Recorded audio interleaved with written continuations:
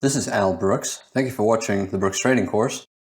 This is the first of 4 videos on trading breakouts.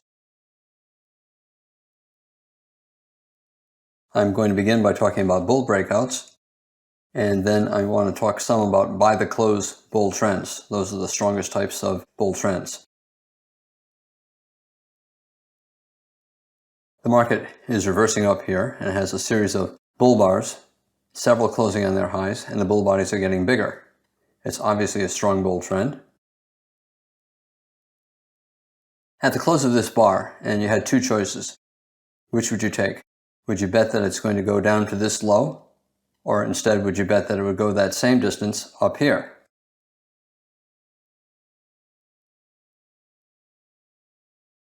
In other words, would you buy this close and put a stop down here, looking to take profits up here? Or would you sell this close and put a stop up here, betting that it would first go back down here?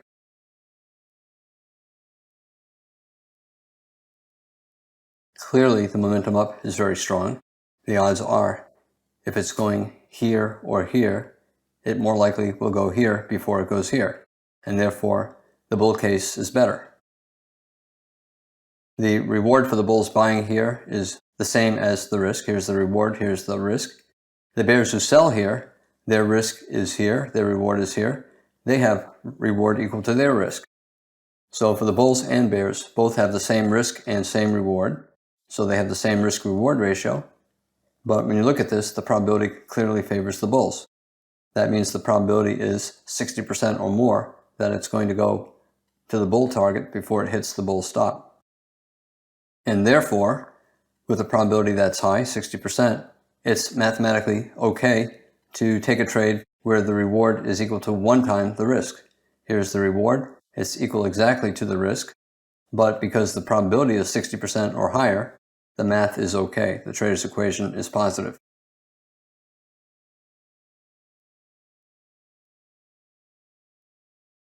Easier to make money buying because the probability is greater, even though the risk and reward is the same for the bulls and the bears.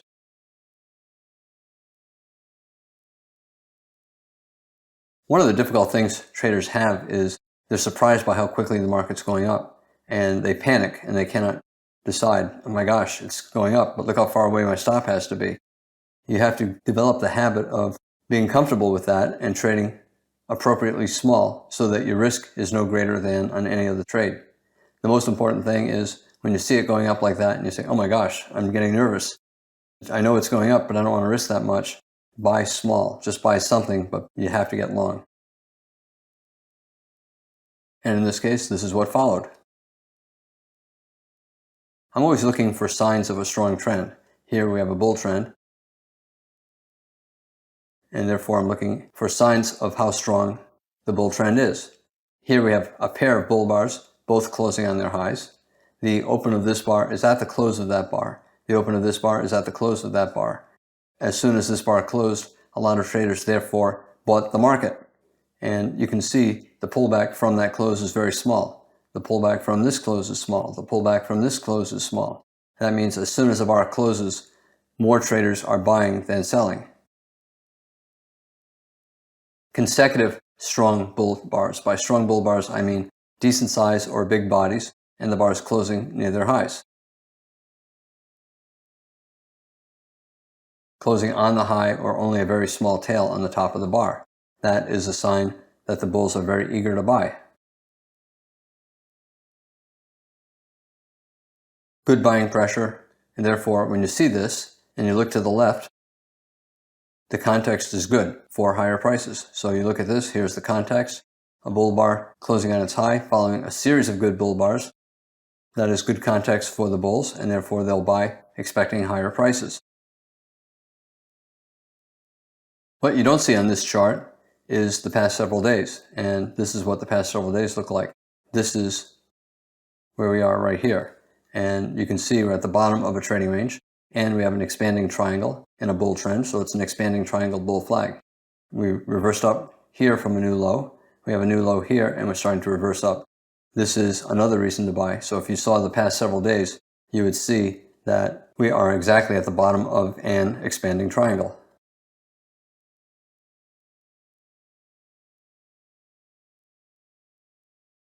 It's important always to remember the market cycle. Only about 10% of the bars on any chart are in a strong breakout phase. Most 2 to 3 bar breakouts are part of a trading range or a broad channel. Only 5% of the bars on any chart are the strong breakout at the start of a trend, and that's what we have here. And you can see this, whatever you want, 2 bars, 4 bars, 5 bars, compared to 100 bars on the screen.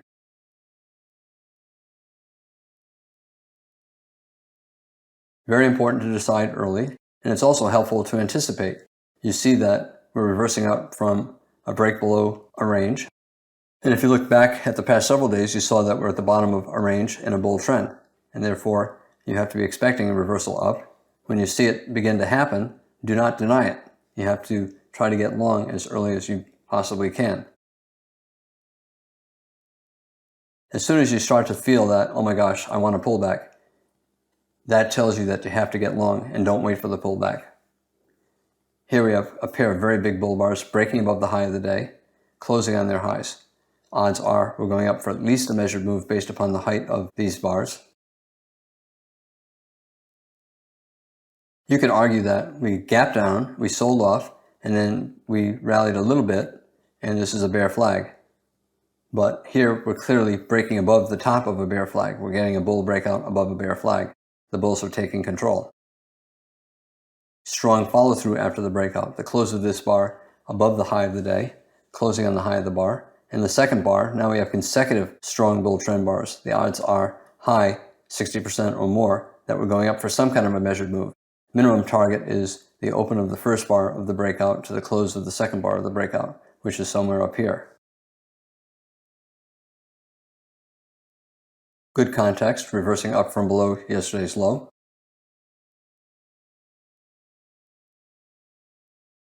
There are all kinds of ways to buy, and it doesn't matter which way you choose. All that matters is you have to get long. You have to choose one of the ways. And if you cannot decide, and you're starting to panic and saying, oh my gosh, my stop is far away, I know I need to get long, I'm waiting for a pullback. As soon as you start saying, I'm waiting for a pullback, buy. You know where the stop has to be. It has to be down here. So you just buy and you trade a small enough position so that you can put your stop down here. That's the easiest way to buy. You got 5 consecutive bull bars at this point. You're starting to form a 6th one, you can just buy at the market. Some traders will press their bets, which means they buy more, and they'll buy at new highs, betting that instead of getting profit taking at the new high, the market's going to go higher. That's another way to buy. So you buy the breakout to a new high. We have a strong bull trend, we pull back, the bull trend is resuming, buy above the high, buy above the prior high. You do that in strong breakouts. If the market is in a weak bull channel, you'll take profits on your longs at new highs, and bears will sell at new highs. But nowhere in this entire chart was the market weak enough for the bulls to be selling new highs and for the bears to be selling at prior highs for a short. You can buy the close of any bar, like a bull bar, but you can also buy the close of bear bars, betting that the reversal down will fail. You can buy above the high of the prior bar. Here we pull back for a bar. This high is above the high of that bar. You can place a stop to buy above this bar and you get filled here. Or you can buy a high 2 buy, 2 legs down, 1 pull back 2, and you have a bull bar. Buy on a stop above the high of this bar and get filled here. You can buy below a bar. Here's a second entry short. This bar went below that bear bar, so that's a first entry short. And now we have a micro double top, and this would be a second entry short, betting on a failed breakout. But you know the probability is that we're going higher, and therefore it makes more sense to buy at the low of this bar, and you get filled right here, betting that the bear reversal will fail and become a bull flag, and that the bull trend will resume. You can buy a strong bear close, betting that it'll be a failed reversal attempt.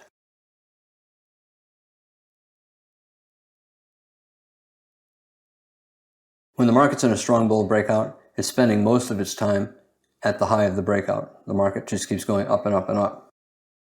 And the beginners are always worried about risk. So if you're buying any of these opportunities, your stop is down here, and the beginner looks at that and says, wow, that's 10 points down. I don't want to risk 10 points. If you cannot risk 10 points, do not take the trade.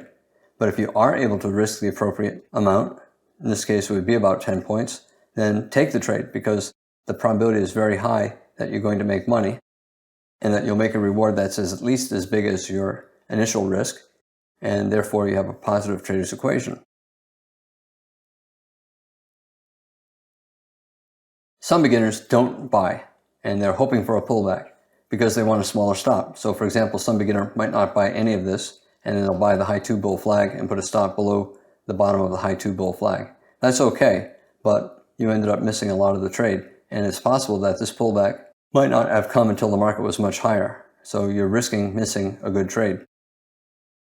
You don't get a pullback until experts start to take profits. Why would anybody take profits here? Because they bought down here and their stop is far away, their risk is big and they want to reduce their risk, and then they take profits. If the market does not reverse down very much, they'll look to buy again on a reversal up. For example, a high 2 bull flag, high 1, high 2.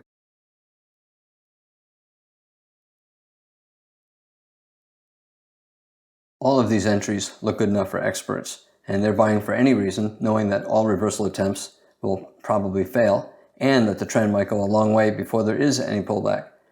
If you don't buy, waiting for a pullback, you might not get this pullback until the market is way up here, in which case you may have missed a huge bull trend. Even waiting until this point, you still missed a lot of the bull trend.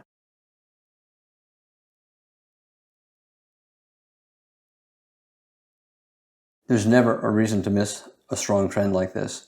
The market's clearly always in long. It's clearly more likely to go higher than lower, and therefore you have to buy. And when you look at this, you know where the stop has to be. It has to be down here, below the bottom of everything. It's possible that if you buy up here, you can put a stop below the 2-bar breakout or below the 4-bar breakout, but technically the ideal stop is down here. It's okay to use the tighter stop after you see this close, because if this is the start of a bull trend, probably 90% chance it's not going to come down below this 2-bar breakout, and therefore the math is okay to use that tighter stop.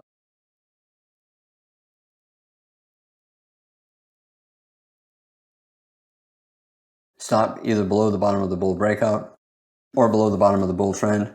If you buy late, I think you could also put a stop below the bottom of this 2-bar bull breakout. But to me, I initially typically put my stop down here. I'm not going to let the stop get hit. If it starts to reverse down, I'll get out earlier, usually, but I need a starting point, and to me, the best starting point is below the bottom of the bull trend. At this point, we don't know if the market's going to be in a bull trend or a trading range where the market could have a very deep pullback. We do know the odds are it will not be in a bear trend unless it trades down and trades up and gets some kind of a double top. And therefore, because of the possibility that this ends up as a bull leg in a trading range, you need the wide stop, because the trading range can have a very deep pullback, even below this low. However, it should not get below this low.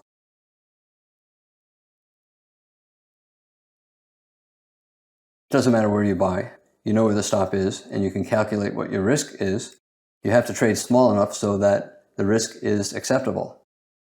And if you're thinking about possibly adding on, if there is in fact a very deep pullback, you have to trade small enough so that the combined risk from your additional position is no greater than on any other trade.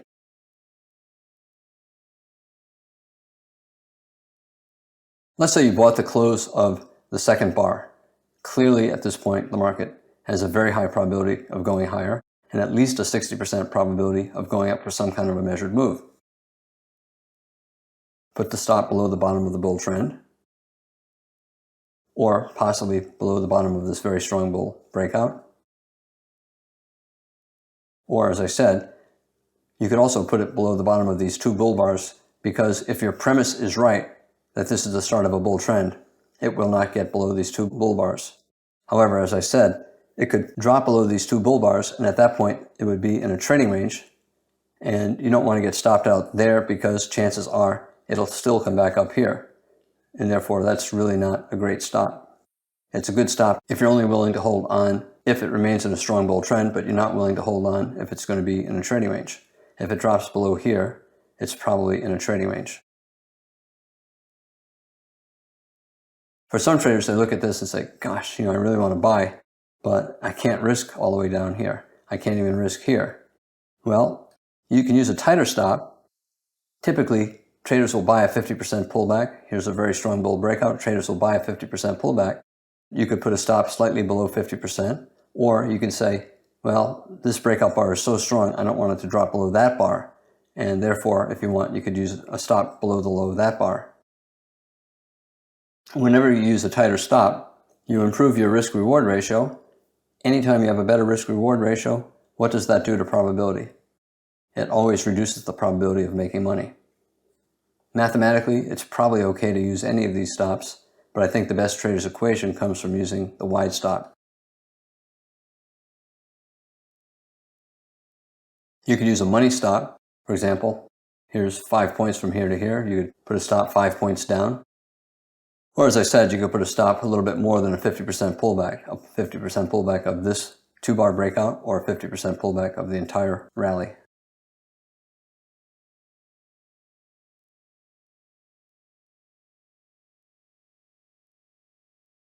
Again, if you use a tighter stop, you're going to lose more often, but you'll lose less. A wider stop, you lose a lot when you do lose, but you lose less often. It doesn't matter which stop you use. If they're both reasonable and you take 100 trades, you're going to make as much money using the tighter stops as you do using the wider stops. Can you buy here and risk 2 ticks? Can you buy here and risk 100 points far below the bottom of the screen? No, because neither one of those is reasonable. They're both unreasonable. If you use an unreasonable stop, it's a losing strategy. You will lose money. Some traders prefer high probability and they'll use the wider stop. Other traders are very concerned about risk and they'll use the tighter stop. As long as the stop is reasonable, it's a good strategy.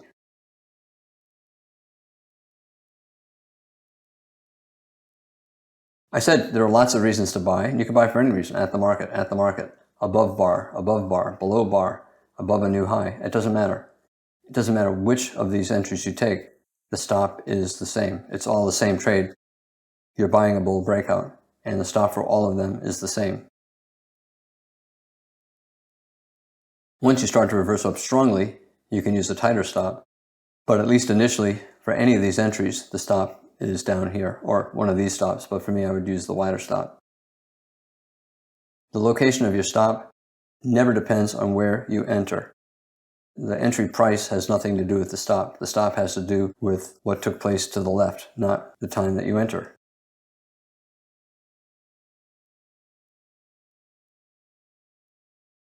Once there's a strong breakout, maybe 2 or 3 bull bars, 3 or 4 bull bars, you raise your stop to below the bottom of the most recent strong leg up. This becomes a major higher low.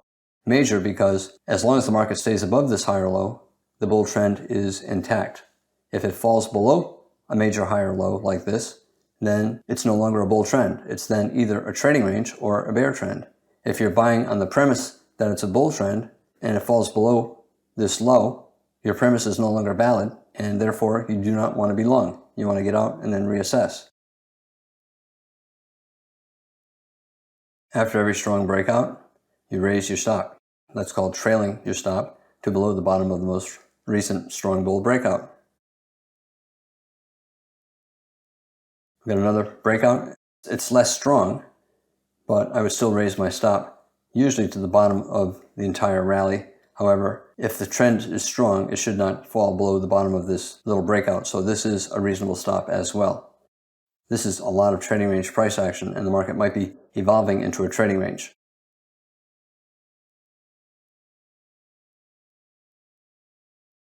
Is this a major higher low? I don't think so. I think this is probably more the major higher low.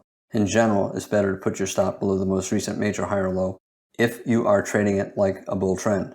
If you're buying here looking for a scalp, then you're not really trading it like a bull trend. Therefore, you might use a tighter stop. However, if the market is up here and it falls below a major higher low, if it's up here and it falls below a major higher low, if it's up here and it falls below a major higher low, then your premise of a strong bull trend is no longer valid. The market is now something else, like a trading range or a bear trend. If you're holding long because you believe it's a bull trend, and now you have evidence that it's no longer a bull trend, you have to get out, and therefore it makes sense to get stopped out below a major higher low.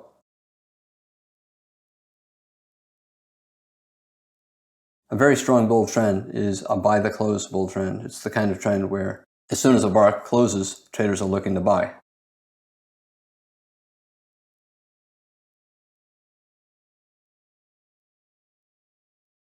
When you see a strong bull trend like this, the easiest way to buy is as soon as the bar closes, you just hit buy the market. Or sometimes you can place a limit order if you're fast enough. As soon as that bar closes, you place a limit order to buy at that close, hoping to get maybe a tick better price. In general, it's simply better just to buy the market. Close of a strong bull bar, buy the close, buy the close, buy the close, buy the close.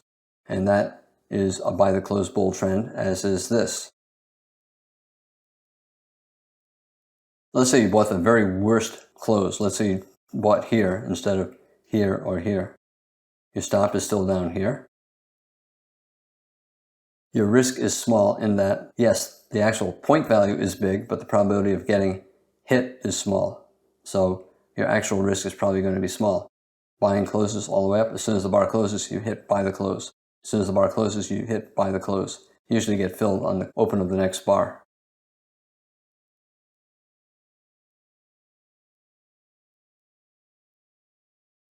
Some traders will buy the close once and then just hold. Other traders will buy the close and then they get another buy signal. They'll buy more, they'll buy more, they'll buy more, they'll buy more. You obviously can only do that if the position size does not create too much risk for your account. Some traders will buy the close and then scalp out, and then they'll look for another strong close and buy again. As long as you're getting a series of consecutive good-sized bull bodies with the bars closing on their highs, it's a buy the close market. Usually you need 3 or 4 bull bars before you decide that it's a buy the close bull trend.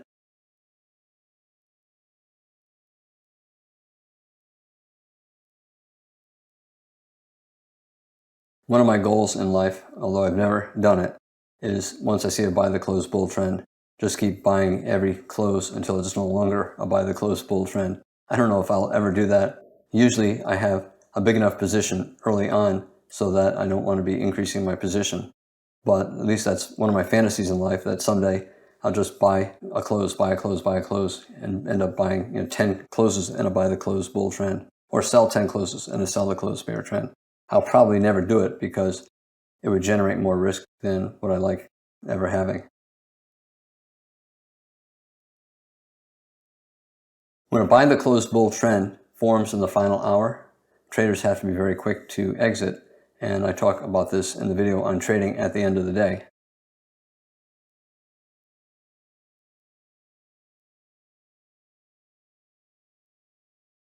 When the market's in a buy the close bull trend, there's a lot of profit potential.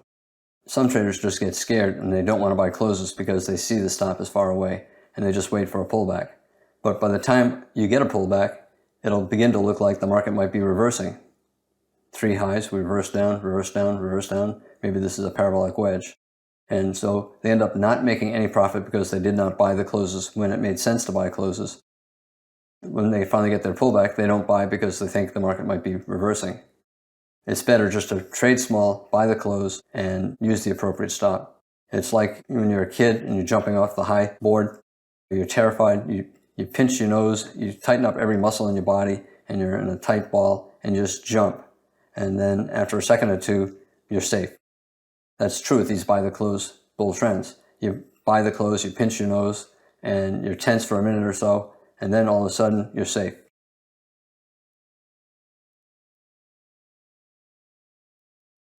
The market is always in a cycle. It's in a strong breakout, it's in a channel, or it's in a trading range. As soon as you see the market in a breakout phase, that is a great time to enter because the math is very good for traders trading in the direction of the trend. High probability, even though the risk is greater, the probability of making money is very high if you manage your trade correctly. Again, you buy for any reason. You buy at the market, you buy below bars, you buy above bars, you buy bear closes, it doesn't matter. And then just use the appropriate stop. Once you get a strong enough breakout, you tighten your stop to below the most recent bottom of a bull breakout.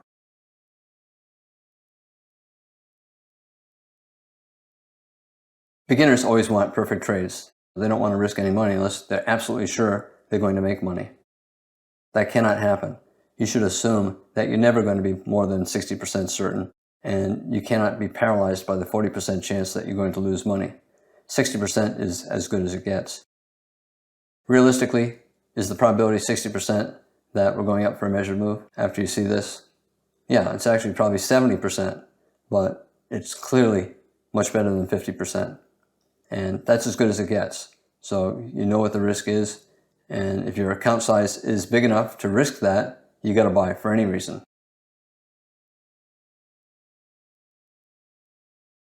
If you're waiting for a pullback and it's not coming, and you're thinking that, oh, maybe I'm taking too long to enter, just buy at the market.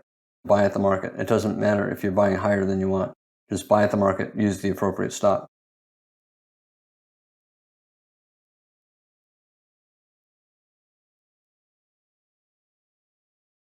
Once you start getting pullbacks, a pullback is a bar going below the low of the prior bar, look to buy on a resumption of the bull trend. Buying above the high of the prior bar, that's a high one buy. If the pullback bear trend resumes down and you get another bar going above the high of the prior bar, that is a high two buy. So a high one bull flag or a high two bull flag, very good ways to enter in a strong bull trend. Sometimes you get a high three, so high one, high two, high three. You can call it a triangle, it's sloped down a little bit. You can call it a wedge bull flag. That doesn't matter, it's still a very good buy. The bears have not done enough to take control, and therefore the probability is we're going higher. There's a high one buy, high two buy. You don't have to take both, you just choose one and then rely on your stop, either here or here. High one, high two, high three, doesn't matter which one you take, your stop is below the bottom of the most recent strong bull breakout, down here.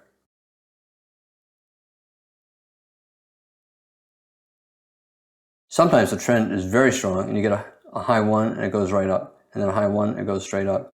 As trends mature, as they go on, as they add more bars, the pullbacks tend to be more complex. So instead of high ones, you start to get high twos or high threes.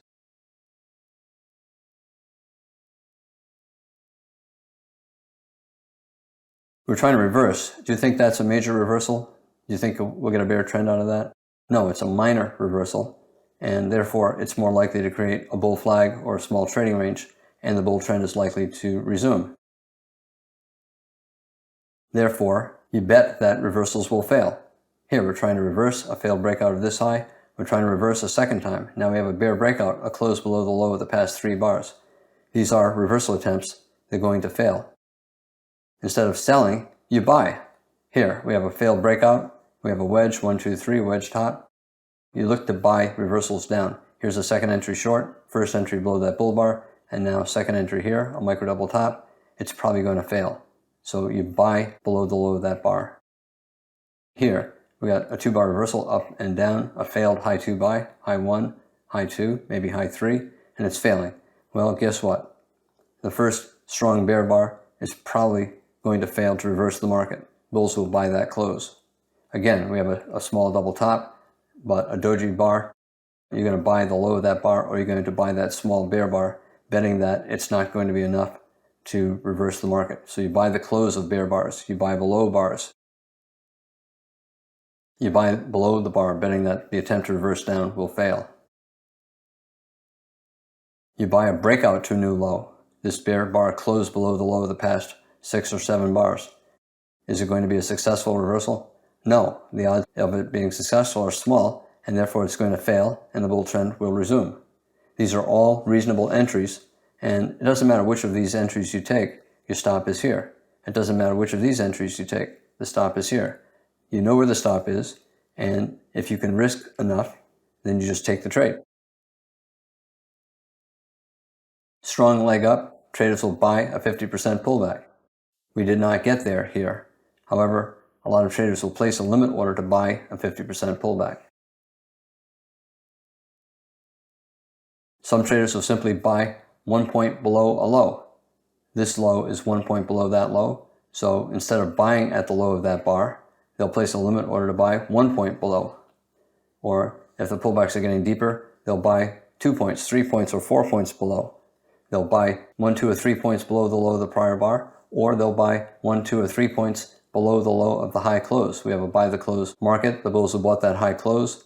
We'll look to buy more lower. They might place a limit order to buy 1 point down, 2 points down, 3 points down, betting that whatever reversal we get will not be enough to reverse the trend, and that we'll get back to that close.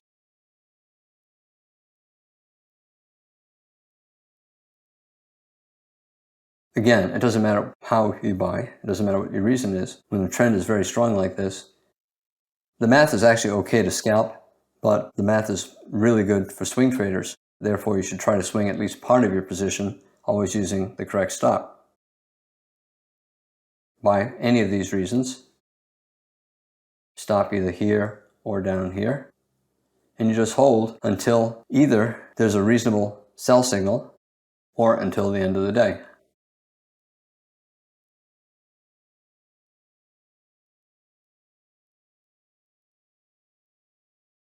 Beginners always want perfect trades. A perfect trade is a trade where you have a high probability and you're going for a great risk reward. In other words, very little risk and very big reward. Now, that can never exist, because if it's perfectly good for you, it's perfectly bad for the institution taking the opposite side. If you have a high probability of a very big profit with very little risk, no one's going to take the other side of the trade. It will not take long for the institutions to recognize the setup, and then everyone will want to do exactly what you're doing, and there won't be anybody left to take the other side of the trade. And therefore, a trade that gets anywhere near perfection cannot exist, because everyone would start to trade it. And all of a sudden, there will not be enough people to take the other side.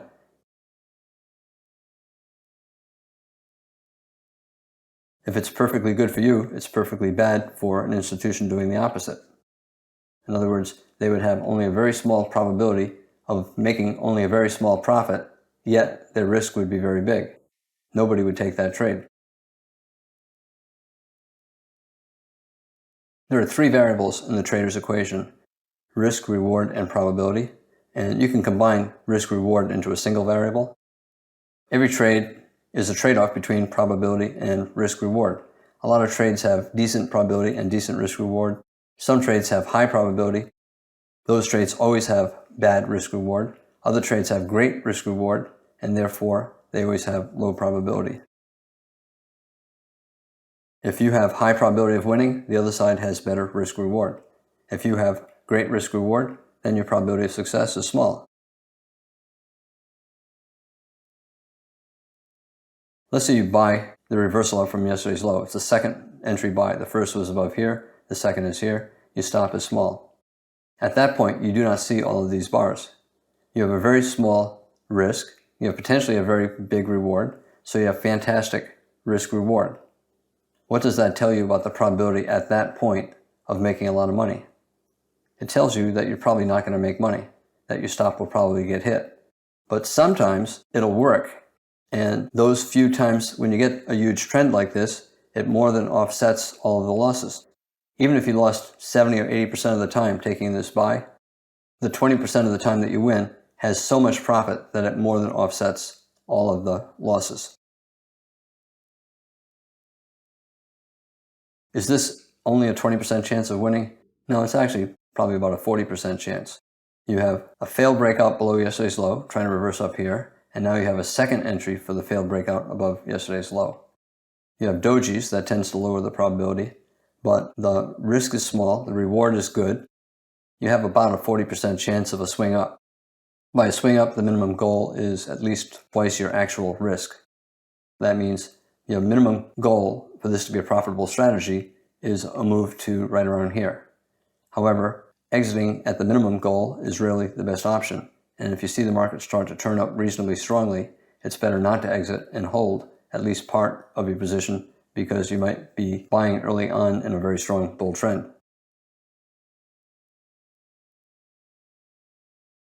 This bull had a 40% chance of a swing up. What about this bull? They have the same stop, whether you bought here with a stop here or you buy here with a stop here. This bull, the risk is far greater. His risk-reward ratio is much worse. This bull had a great risk-reward ratio, but low probability. This bull has a terrible risk-reward ratio, but outstanding probability. Both are reasonable trades. The trader who buys here is a trader who prefers high probability trades. the trader who buys here is one who has risk reward as his priority.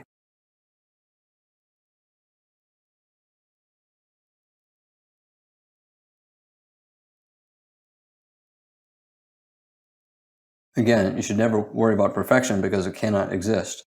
As long as you can structure a trade that has a positive trader's equation, the trade is good and you should consider taking it.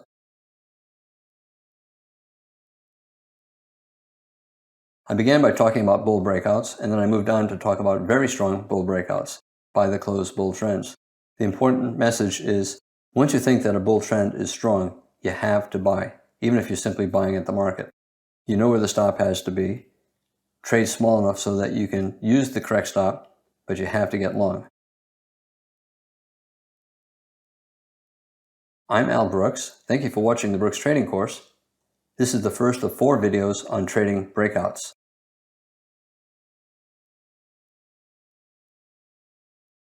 This is Al Brooks. Thank you for watching the Brooks Trading Course. This is the second of 4 videos on trading breakouts. I want to emphasize the importance of using swing stops. At some point, a breakout has pullbacks and it then enters a channel. Once it enters the channel, you trade it differently. A breakout often follows a trap, a move that you think is good, and then the market reverses and goes the opposite way. Sometimes there's an advantage to entering on a smaller time frame. You can reduce your risk. Most traders should stick with a single time frame.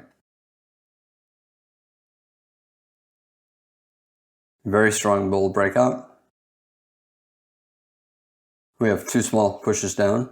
Leg 1, bull tried to resume, that's the high 1 buy, and then a second leg down, and now a decent bull inside bar for a buy signal bar, a test of the breakout point. It's a good high 2 bull flag and it's a reasonable place to buy. You have a decent buy setup, a strong buy signal bar. It's reasonable to put your stop just below the low of the pullback. However, if you want a higher probability, you have to use a wider stop, like maybe below the bottom of the breakout or below the bottom of the entire bull trend. If you think about it, this could easily have a third push down, 1 pullback, 2 pullback, 3, and become a wedge bull flag. And therefore, the probability using this stop is not necessarily as high as it could be. A better stop is here or here.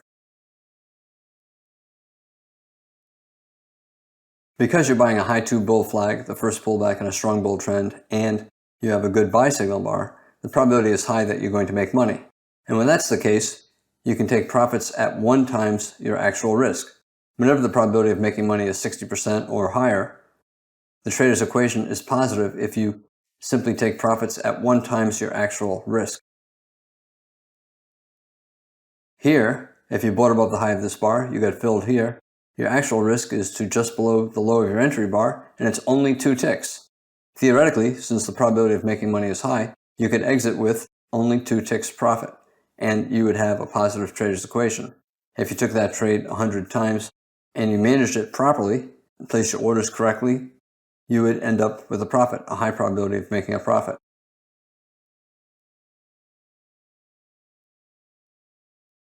High probability, it's always mathematically acceptable to take profits at 1 times your actual risk.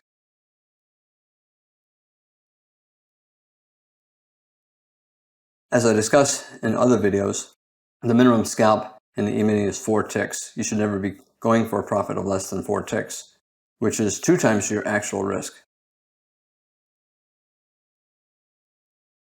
The problem with taking a profit that's too small is you have to be perfect. And you have to be perfect all the time because small mistakes, even infrequent mistakes, can erase many profitable trades when the profit is small.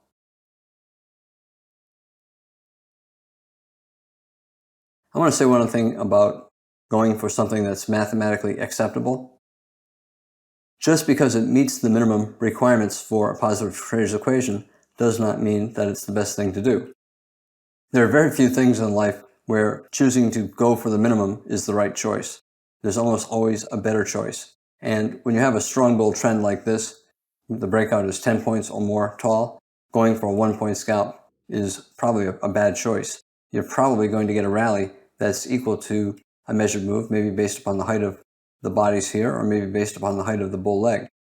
Probably means 60%. So 60% chance the market's going up here. Does it make sense to take a 1-point profit and exit right here? Of course not. The open of the first bar of the breakout, the close of the second bar of the breakout, 60% chance the market is going to reach there before it gets here. And therefore, exiting with 1 point is a bad decision. You have a 60% chance of making many times more points. If you have a limit order to take partial or full profits at this measured move target and it does not go above the target and you do not get filled, you can always take profits on the reversal down below the low of that bar or below the low of a bear bar here. Or a second reversal down. First reversal down here, bull trend resumes, and then we have another bear bar here. That's another logical place to take profits. However, when the trend is this strong, chances are it's going to go higher still.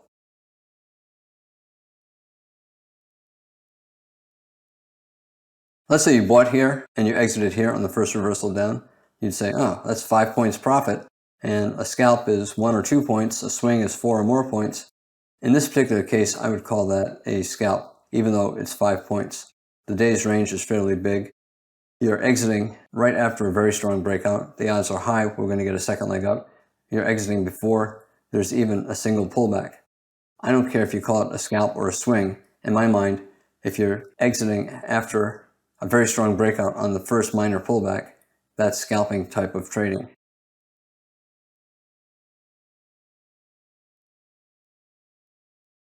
Let's say you happen to buy the close up here. You may have bought here and taken profits. You may have bought here and maybe you're buying more. But let's say you buy this close for any reason. Your stop should always be below the bottom of the most recent strong bull leg. We have a strong breakout to a new high.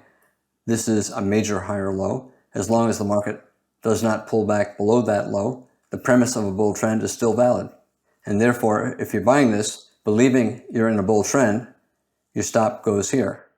You're only wrong if it gets below this low. If it is in a bull trend, it will not get below that low. There might be a deep pullback, but if there is, chances are the market will bounce back to this level before it gets below that low. If you have that deep pullback, instead of a bull trend, you'll have a trading range. If you do get the deep pullback, a lot of traders will buy more on the resumption back up. Let's say you buy that close and you're confident that the pullbacks will be small after such a strong breakout here and here. You're not going to be able to buy much lower. Some bulls would buy maybe a couple points below that close, betting at a minimum that it will get back to that close. Some bulls, the bull scalpers, would exit. They buy here, they buy more 2 points lower. It has to get above this close to get out break even on their first entry, and with 2 points profit on their second entry. And that's what happened right here. And you can see the selling at that high close. The market's clearly still always in long, even after this bear bar. And therefore, swing traders would not exit. They would continue to hold long.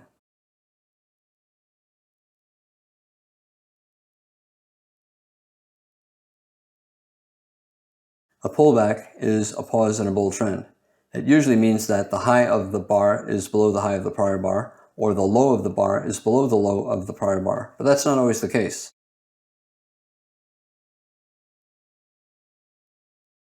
For example, this is a pullback in the bull trend as well. The market went up and it went down, so a doji bar. And here we have an inside bar. That's also a pause in this bull trend. A bear body, even if the market is still going up, is another pause in a bull trend. Those are all pullbacks on lower time frames.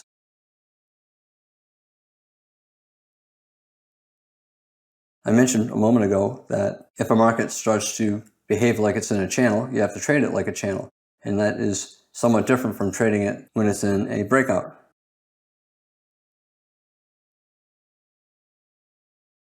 A trend is made up of a couple parts. There's a strong breakout. Here we have a second strong breakout. And then you get a pullback, and then the market starts to channel up in a weaker bull trend. Ultimately, it transitions into a trading range. Breakout, a very strong bull trend. Here we have a second strong breakout. And then a channel follows a pullback, and it's still a bull trend, this channel is very tight. On a higher time frame chart, it would be a breakout as well. It would look like this maybe on a 15-minute chart. As soon as there's a pullback, the channel phase has begun. Here, instead of a channel, we got another breakout. We have a pullback here, and now we have a channel.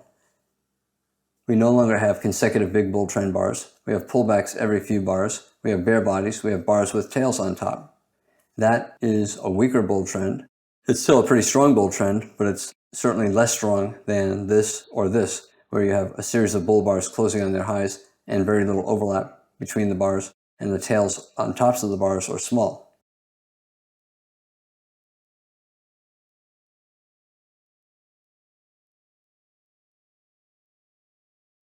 It's important to watch the breakout phase. You want to see when you think it has ended and has entered a channel. Because once it has entered a channel, you trade it a little bit differently.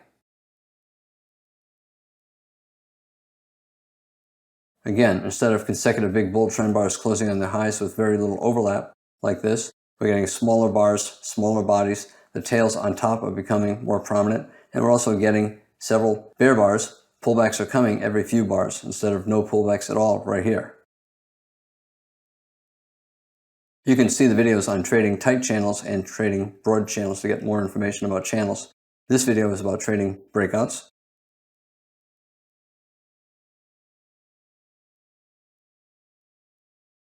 Another thing that you'll notice in channels is bulls start to take profits at prior highs. They start to sell at prior highs. They buy pullbacks instead of at prior highs. Here, they're buying all the way up, including at the highs. Here, bulls are starting to take profits at every new high, so you're getting a pullback. In addition, the bears are starting to sell prior highs, scaling in higher, betting that the market will pull back enough for them to make a profitable scalp. That's an important sign that a channel is transitioning into a trading range. We do have a bull channel, and it did transition into a trading range for about 30 bars. There was ultimately bull trend resumption, but it was in a pretty tight range for about 30 bars. Bears who sold at this high, or sold above this bar, or sold above this bar, were able to scalp out with a 1 or 2 point profit down here. Therefore, limit order bears selling above bars, are beginning to make money, and that usually leads to a trading range, which we have over here for about 30 bars. When the bears first sell, they use wide stops, maybe a measured move up based upon this rally way up here. They're never planning to let that stop be hit, but that's their initial catastrophic stop. They sell, and they sell more higher. They sell at this high and maybe sell 1 or 2 points higher, or instead of selling at this high, they start selling 1 or 2 points higher, looking for a 1 or 2 point scalp. They're looking for quick profits.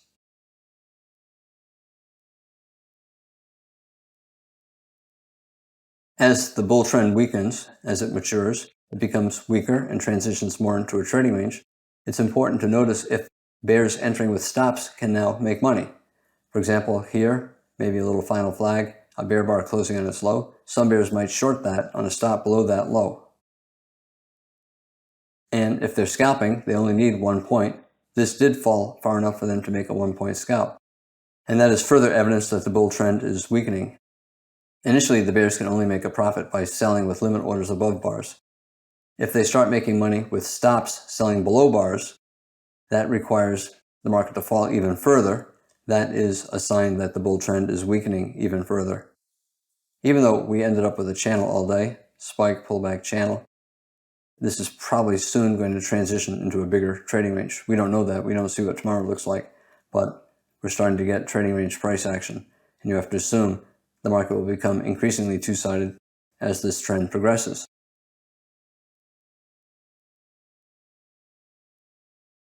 When the market's rallying like this, it's buy the close.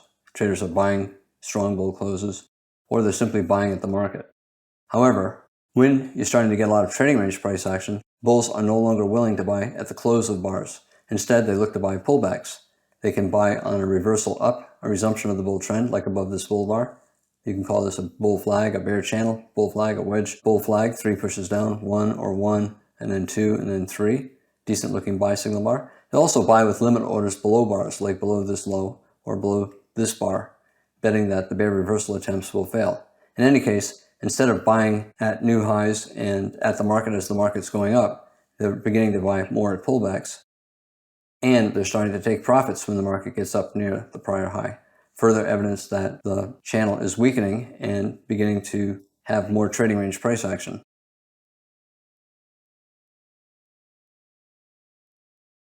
It's becoming difficult for the bulls to make money and difficult for them to make much money. For example, if they bought above this bar and got filled here, somewhere in here, they're getting bad follow-through, dojis at the new high, and therefore the bulls will take quicker profits, like a 1-point profit or a 2-point profit. They're less willing to swing, and they're scalping a bigger part of their position.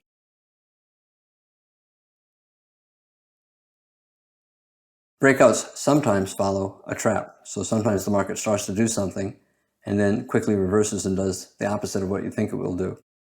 Some traders get trapped into doing the wrong thing.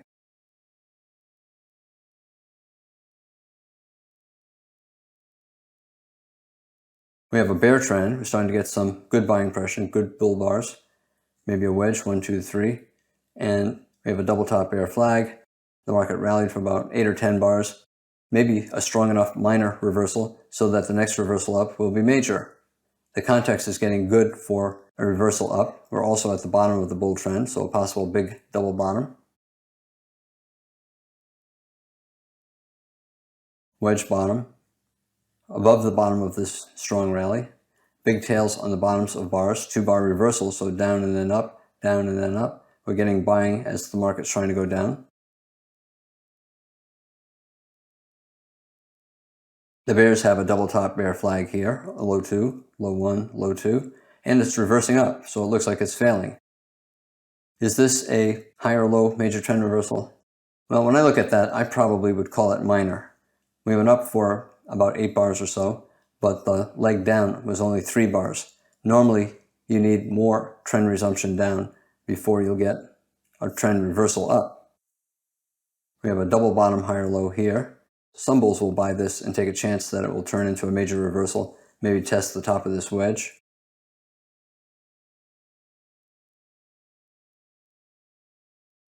We don't know yet if this is a big minor reversal or a small major reversal. It's a reasonable buy. The reward, maybe testing up here, is more than twice the risk. The probability might be 40%. Now, what do? We have a strong bear bar, a low 2 short, low 1, low 2. We have a double top here, so a bigger low 1, low 2.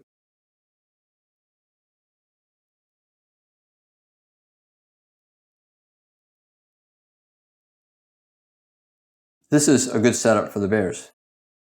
They have a double top bear flag, this high and that high. The first high is actually a double top itself, and they have a good looking sell signal bar, and it's a low 2 here, low 1, low 2, and a double top, so it's a bigger low 1, low 2. Maybe it'll fall below the neckline of the double top, 2 tops neckline down here for a measured move.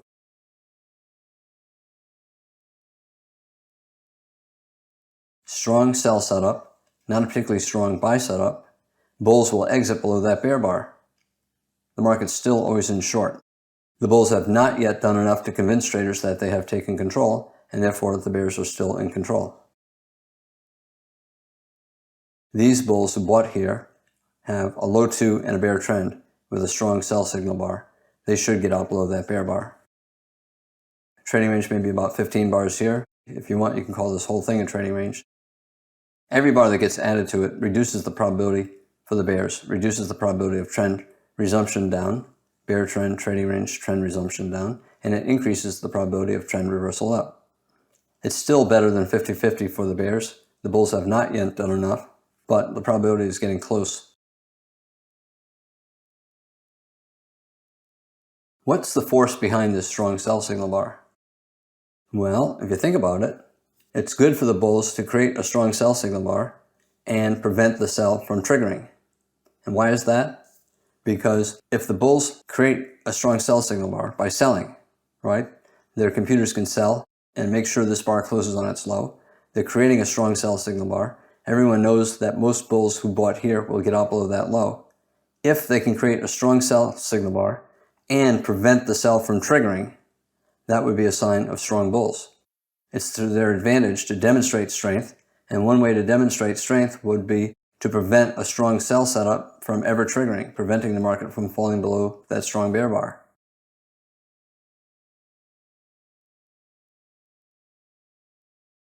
So what happens here? We have a strong sell setup with a good sell signal bar. Everybody knows the bulls will get out below that bar and the bears will sell below that bar. But what happens if it does not go below that bar? That is a sign that the bears are not strong. They have a great sell setup and they could not trigger it. The bulls would get out below that bar, yet the bulls were able to prevent the market from falling below the low of that bar. And therefore, the bulls did something to prove that they're strong. The market got down to the low of that bar on the next bar, but not below. The bulls prevented the bears from triggering a sell that would have flushed all the bulls out. Instead, the market went up, and the bears who front ran the signal, the bears who sold, for example, at the close of this bear bar, got trapped into selling what turned out to be a bear trap. The bulls who did not yet buy, they'll buy above the high of this strong bear bar, seeing that the bears are going to panic out. They were selling, trying to create a strong bear flag, a double top bear flag, expecting traders to sell more to trigger the sell by going below that bear bar, and instead it went above the high of the bear bar, and the bears are giving up. Because the bears are giving up, it's reasonable for the bulls to buy as well. So if the bulls did not buy here, or if they did not buy on that bear close, a lot of bulls will start buying above bars, like above the bear bar or above this pullback bar. The bears had a double top bear flag. They were expecting a measured move down, maybe based upon the height of the trading range, maybe from the double top to the neckline down. If you get a bull breakout above a double top, instead of getting a measured move down, you have to be thinking about a possible measured move up. And when the market gets there, it's very common for the bulls to take some profits, and that creates a pullback. It's also a test of the top of this wedge bottom, and that's another location where bulls will take profits, and aggressive bears will start selling, at least for a scalp.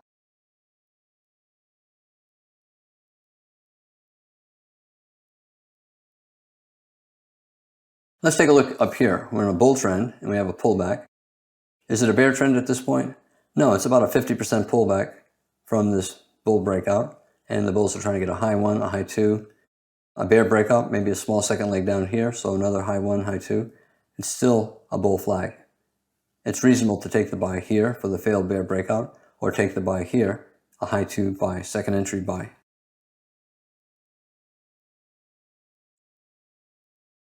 What else is going on here? Well, it's more or less an endless pullback. The channel down is fairly tight. It could go on a lot further. And it's a third push up, 1, 2, 3. I have it drawn connecting the highs of the first and third push. Does not matter that the second push is above. And it's also a bull breakout of a triangle.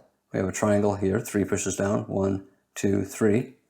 Bull breakouts of triangles. Triangles are often final flags, and therefore you have to be thinking that this bull breakout might be the final leg up, and we may pull back into this triangle. Also, the channel down is fairly tight. The pullback back up is only 1 bar. It's therefore possible that this is an endless pullback from a bull breakout. An endless pullback after it goes about 10 bars, if you start to see a bear breakout, the bulls are giving up, the bears are selling, and you're probably going to get a measured move down.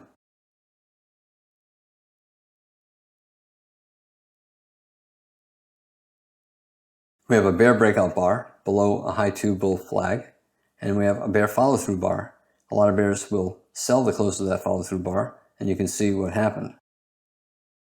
By the bears creating this breakout, they're trapping bulls into a loss. The bulls who bought up here are giving up. This series of bear bars is a give-up collection of bars.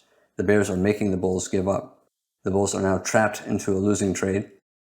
They need to get out to reduce their losses, and they're selling here.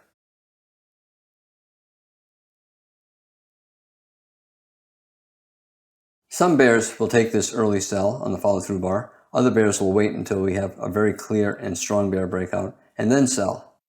Higher probability of making money if you sell after a strong bear breakout.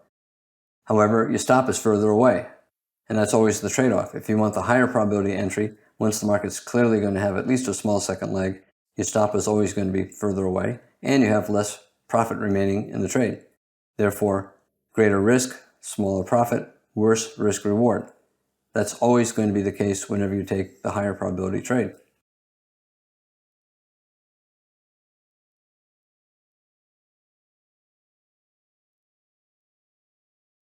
We have a bull trend, fairly tight bull channel, and we have a pullback here.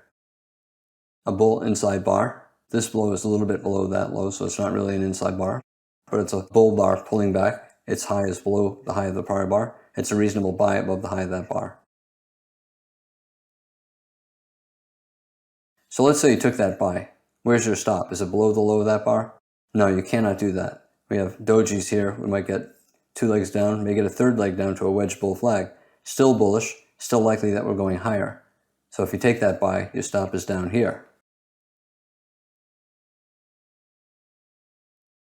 Had you taken that buy and you bought above the high of this bar, you would have been filled here at the top of this bear bar. The market went to a new low and then resumed up. Once the market started going up, you could calculate what your actual risk was. You actually had to risk from your entry price to 1 tick below the bottom of the pullback bar. So that's your actual risk. High probability trade, since you're buying in a strong bull trend, therefore mathematically okay to take profits at 1 times your actual risk. The initial risk was down here. This is where the stop was. If you buy up here, it pulled back a little bit more and resumed up. Once it started to go up, you knew that you actually only had to risk to below this bar. Although you did not know it at the time, if you put your stop at that line, which turned out to be 1 tick below that bar, you would not have been stopped out. So that means you actually risked from your entry price to this line, 1 tick below that pullback bar. The high 1 evolved into a high 2 in a strong bull trend, and you have another good-looking bull bar. It's a high probability bet that you're going to make money taking either one of those buys using the appropriate stop.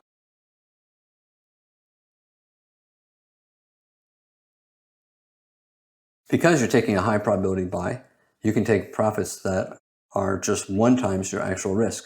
That's all you need for a positive trader's equation. If your actual risk is less than a point, never take profits at less than a point. So you have to take profits at least 1 point. And if the market is moving up with fairly big bars, even 1 point is usually not enough. Here, the actual risk is more than a point, and the trend is weakening. We're getting dojis and we're going sideways. High probability of a profit, reasonable to take profits at 1 times actual risk.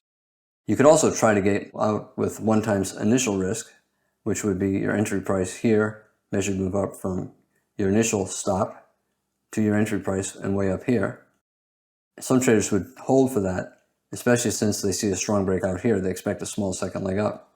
That would be reasonable as well. Obviously, you're going to exit over here because the day is ending. That would be getting out around 1 times your actual risk.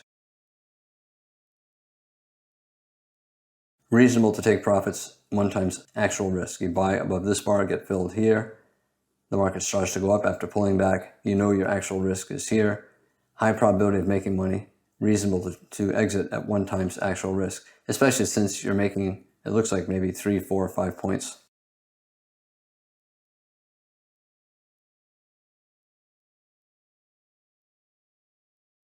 Let's say you typically like using a 2 or a 3 point stop in the E-mini. Here, if you're buying above this bull inside bar, your stop is down here, and that is 7 points below. You can only take that trade if you can reduce your position size. If your account is so small that you can only trade 1 contract, you cannot reduce your position size. And since the appropriate stop requires a smaller position, given how much you typically risk, you simply cannot take the trade. Just wait for another trade.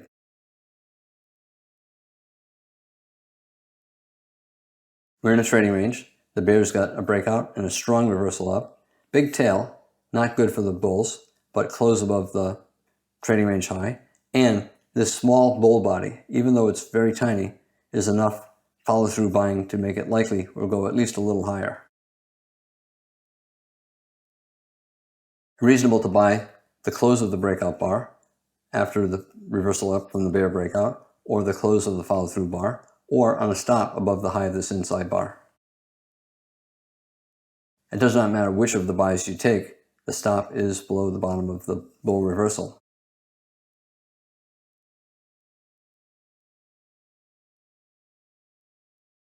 All right, without looking at the price scale, you say, wow, that's a pretty good reversal, pretty good rally. We're probably going higher. And you are right.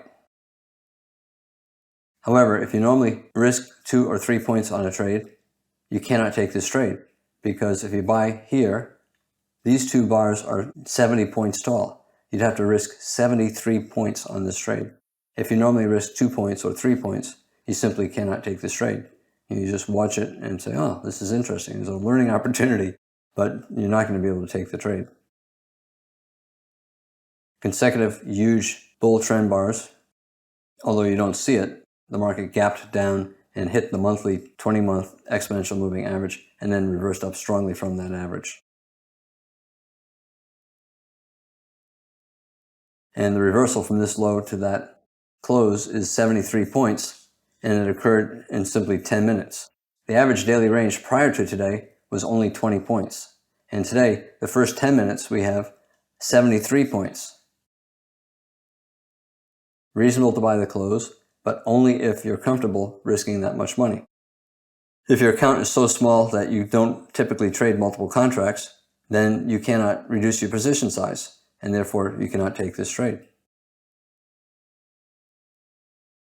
Your risk is maybe 20 times bigger than your typical risk, and unless you can trade 1/20th as big as you normally trade, you should not take this trade.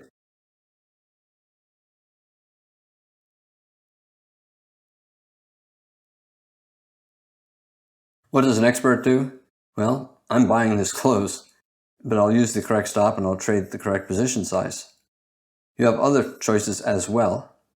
You could trade ETFs that mirror this, or you could trade a very small size, or you could trade low price stocks that mirror this, or you could simply buy calls, like weekly call options. This is a day chart of the SPY, the spider. Very strong bull trend. It's a breakout on a higher time frame chart. The market rallied about 20 points, which was about 10% over the course of about a month or so, a month or two.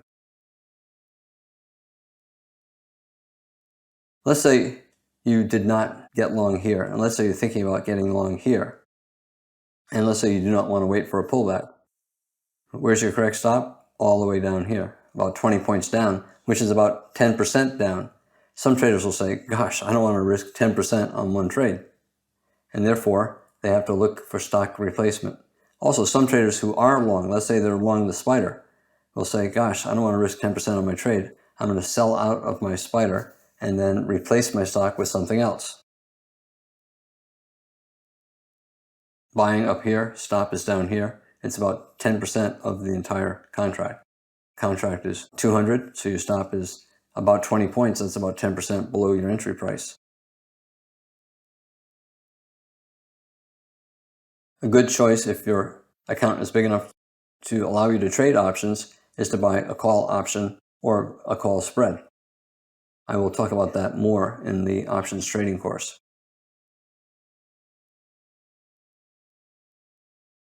A trick that some traders use is they enter on a lower time frame chart. They look at one time frame to see what patterns are unfolding, and then once they see one that looks good, they'll look at a smaller time frame chart to place their orders to enter. Here's a 5-minute chart of the E-mini. The market rallied about 35 points here. Strong bull breakout, rallying about 15 points in a matter of a half hour or so. You have to get long, and you could buy for any reason. You could buy closes. Let's say you buy that close. Some traders, when they see a strong breakout like this, they have to get long. Everybody has to get long. And you have different choices. You can buy at the market, buy closes, or you can wait for a pullback, but the market may go very far before there actually is a pullback. If the market is rallying very quickly and you're afraid of missing out and you don't want to wait for the close of the bar and you don't want your stop too far below, an alternative is to look at a smaller time frame chart and look for pullbacks there. For example, this is the 1-minute chart. This green box is exactly this green box. Had you bought this close, this is where you would have entered, right there. the market keeps trying to reverse, a very tight bull channel, you have to assume all the reversals will fail and that you won't even see these pullbacks on the 5-minute chart. You do not. On the 5-minute chart, there are no pullbacks.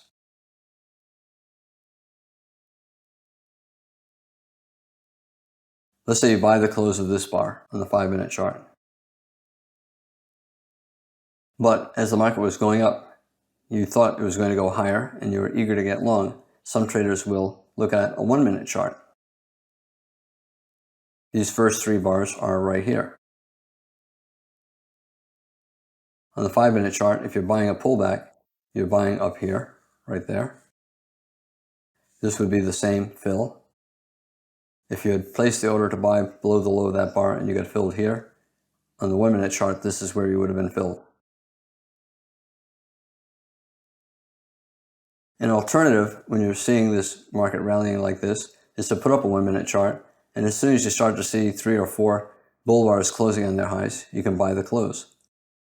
This is a buy the close rally on the 1-minute chart, and let's say you bought way at the top up here. This is the top of the blue box right here. It's really a pretty early entry on the 5-minute chart. And taking the 1-minute buy the close entry is buying 6.5 points lower than taking the 5-minute buy the close entry. Or once you've had 4 or 5 consecutive bull bars, you can look to buy at the low of the prior bar, betting that the first reversal down would fail. And here we finally have a bar going below the low of the prior bar. You place a limit order to buy the low of the prior bar, not filled, not filled, not filled. And you keep raising your order. And at this point, when you see this bar close, you place a limit order to buy at its low, you finally get filled right here. You could also, as I said, simply buy closes on the 1-minute chart. After you've seen the 3, 4, or 5 good bull bars closing on their highs, you simply buy at the market. And had you done that here, your entry on the 1-minute chart would have been 8.75 points less than the entry on the 5-minute chart, buying the close up there. Does not matter where you buy, your stop is at the bottom of the bull leg, just below the bottom. Strong breakout, you have to get long. And if you're unable to buy closes, or if you don't want to risk that much, you can look at a 1-minute chart for an earlier entry, either buying closes on the 1-minute chart or buying the first pullback.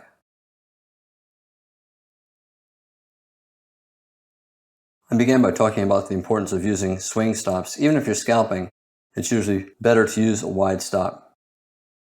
If you're buying in a breakout and the market starts to get pullbacks and enters a channel, you change how you trade. You begin to trade it like a channel. Breakouts often follow traps. The market is always trying to trap traders into doing something wrong, and very often the market will have a setup to go one way and then it will quickly reverse and break out in the other direction. So you have to be aware when traps are forming and you get an opposite breakout. Some traders like to find setups on one chart and then look to enter on a smaller time frame chart.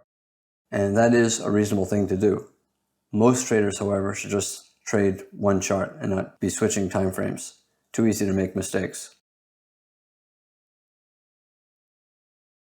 I'm Al Brooks. Thank you for watching the Brooks Trading Course. This is the second of 4 videos on trading breakouts.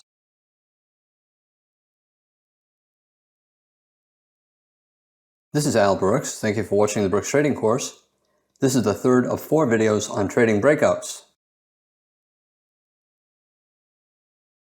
Whenever a breakout is weak or the follow-through is bad, it's probably going to evolve into a trading range. I'm also going to talk about bear breakouts. We have an attempt at a wedge bear flag. We reverse down, reverse down, reverse down, but instead we got a bull breakout and decent bull follow-through. At this point, you know a couple things. One is the market wants to go up. However, you do not know if it's going to continue up. Maybe a small pullback can continue up, or if it'll have a very deep pullback. If it has a very deep pullback, instead of a breakout into a bull trend, it's probably going to be a breakout that leads to a trading range. Less likely, you'll get a failed breakout and a reversal down.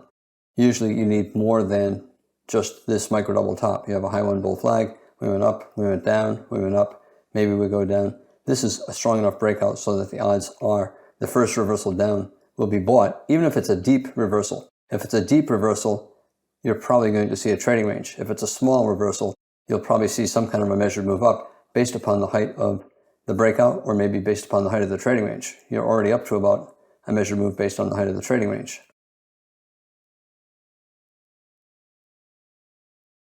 We have a trading range lasting about 15 or 20 bars, a lot of prominent tails below bars, and then we have a small reversal up. We have a wedge, so it's a small spike in channel, spike, pullback, second push, pullback, and then third push. Instead of testing down to the bottom of the channel and forming a trading range, we're getting a bull breakout.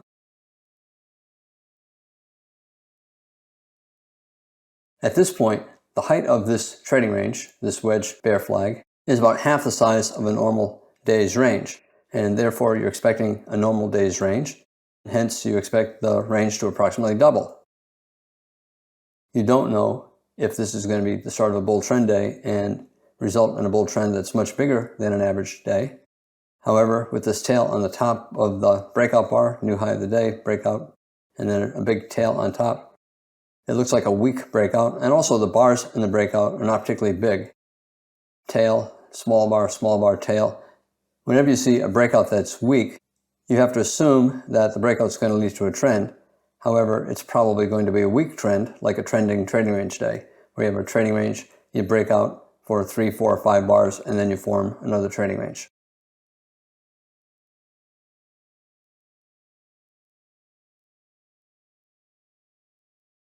Whenever you have a breakout that does not look as strong as you would like, it's probably going to be a bull leg in a trading range rather than the start of a big bull trend. It still could be a spike, pullback, and then we could channel it for the rest of the day, but the bars are not especially big compared to the bodies of the bars over here, and you have that tail, and you have the bad follow through here after a breakout bar, plus the breakout bar has a tail as well. This looks like a weak breakout, and that increases the chances that it will evolve into a trading range pretty soon. We just don't yet know if the trading range will be a channel up and then a range, or if it'll be immediate reversal down and then a range down here. And this is what we got. We had a deep pullback, more than half. We pulled back below this breakout point, but not below the top of the wedge. We had 3 consecutive bear bars, all closing below their midpoints, and 2 closing near their lows. This is enough of a big up, big down move to create big confusion, and confusion usually results in the market going sideways. At the close of this bar, most traders assumed that the pullback was too deep for the breakout to be leading to a strong bull trend. They instead assumed that, yes, we're probably always in long, and we're probably going to stay long for 10, 20, or 30 bars. However, the pullback is deep enough so that the bulls are sufficiently disappointed that they'll be scalping near new highs instead of buying breakouts to new highs. And the bears see this deep pullback as well as a sign of weak bulls, strong bears, and when the market gets up near the high, the bears sell, betting that a trading range is more likely than a bull trend.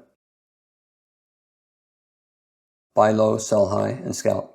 You can see the videos on trading and trading ranges for stop placements and how to trade when the market does this.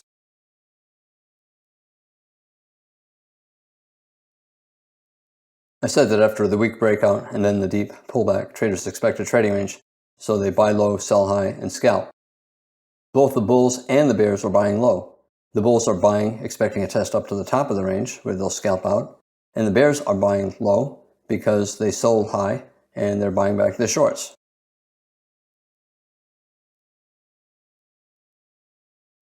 Both bulls and bears are selling high. Bears are selling high, betting that breakouts of bull flags or of the top of the range will fail, so they're selling, looking for a scalp down. And the bulls are selling high to take profits. They see the rally is weak, they doubt it's going much higher, and therefore they're selling out of longs.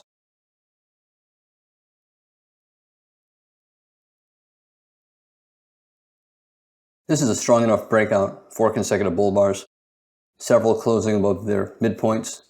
It's strong enough so that the odds are will either go up, even if there's a pullback, or if there's a deep pullback, we'll get back to this price level. And therefore, bulls will buy closes. They'll buy this close, that close. Some bull will buy this close. And then once he sees this bear bar, he'll say, I don't know. That's pretty bad follow through. I have a decision to make. Do I think it's going to reverse down and become a bear trend? Not likely. 4 consecutive bull bars in the breakout. probably the best the bears can get is a deep pullback and then a trading range. And therefore, some bulls, instead of getting out below that bear bar, will hold long, wait for a reversal down, and then buy more above a bull bar, betting that the market will get back up to their original close. It was reasonable to buy that close. If you do something reasonable and you manage your trade correctly by scaling in using an appropriate stop, you're usually able to avoid a loss, and almost always you can make at least a small profit. The bears, they see this as two legs up already. One, pullback, and then two, and they see this as a reversal, and they're thinking, it's probably going to get a pretty deep pullback because that breakout's not all that strong. And they see this as a terrible follow-through bar, so the bears will sell below that bear bar, and they'll get filled over here, betting that it'll fall far enough for at least a scalp. Bears take profits either at a fixed number of points down, 1, 2, or 3 points, or they'll take profits on the reversal up as long as they can make at least a minimum scalp, and meaning that would be about 1 point. If the reversal up began right here instead of all the way down here, a lot of bears would hold short expecting a second leg down. However, if it pulled back to here and then started the bounce, and it pulled back again and started the bounce again, that would be a high 2 bull flag, and the pullback was not deep, most bears would then get out with a small loss.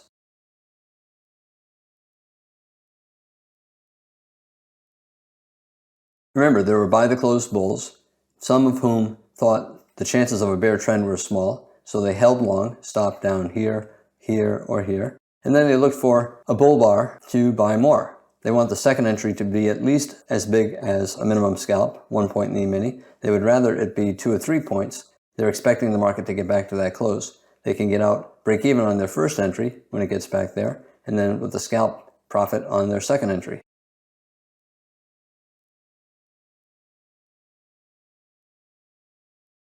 The buy the close bulls who bought this close, this close, this close, they may have bought one, they may have bought all. Anyway, there will be some bulls who bought this close, and they're hoping to get out break even on that entry after they see this terrible follow through. Many of them bought more above this bull bar, and they get out with a profit on their second entry.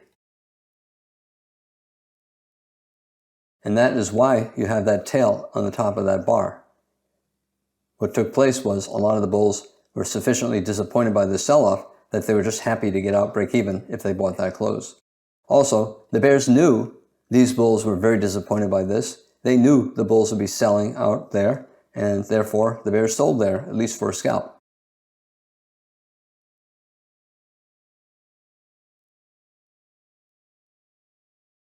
The market's always in long here, and probably still always in long here, despite the 3 bear bars. The 3 bear bars created a deep pullback, still above the bottom of the bull breakout. It's slightly more than a 50% pullback. Usually the bears need at least a micro double top, and this is not enough to turn it to always in short. If this continued down here, below the bull breakout, then traders would see it as always in short, and they would expect maybe a bear trend. That is not what happened.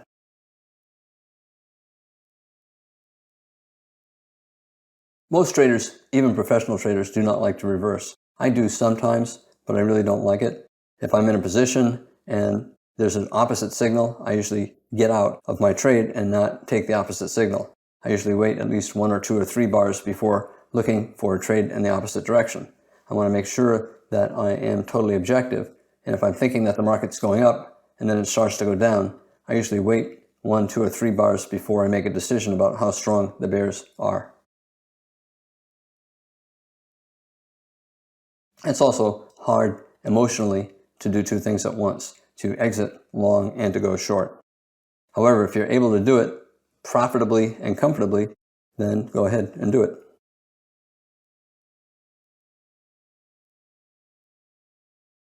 The bulls who bought anywhere during this bull breakout saw a disappointing bar here and then even more disappointing bars here.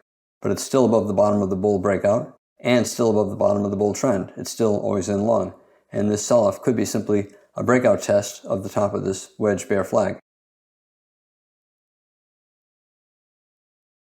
Reasonable to put a stop here, or here, or here.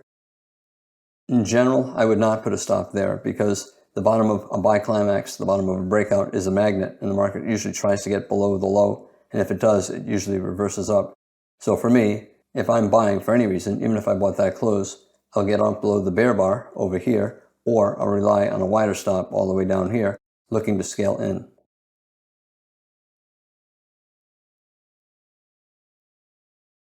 Market went sideways. We're still trying to get trend resumption up. And the bears reversed down here below that bar.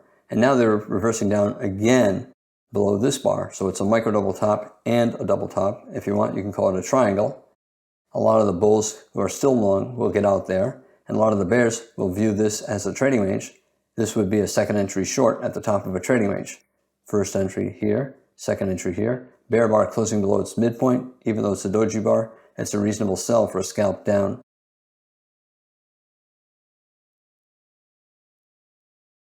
The bears who sold below this micro double top on the reversal down from the top of the range, the triangle, try to buy back their shorts somewhere in the bottom half of the trading range.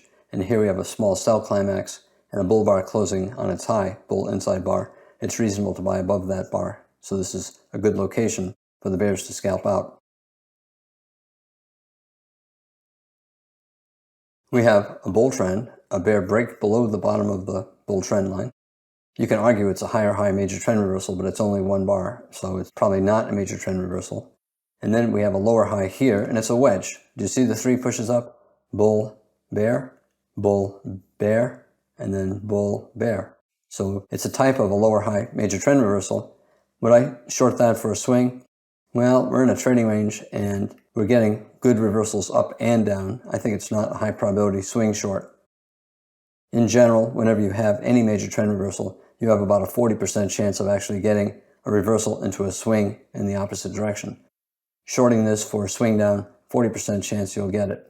However, here at the top of the trading range, you have a rally where the bull bars have bad follow through. It's reasonable to short, at least for a scalp.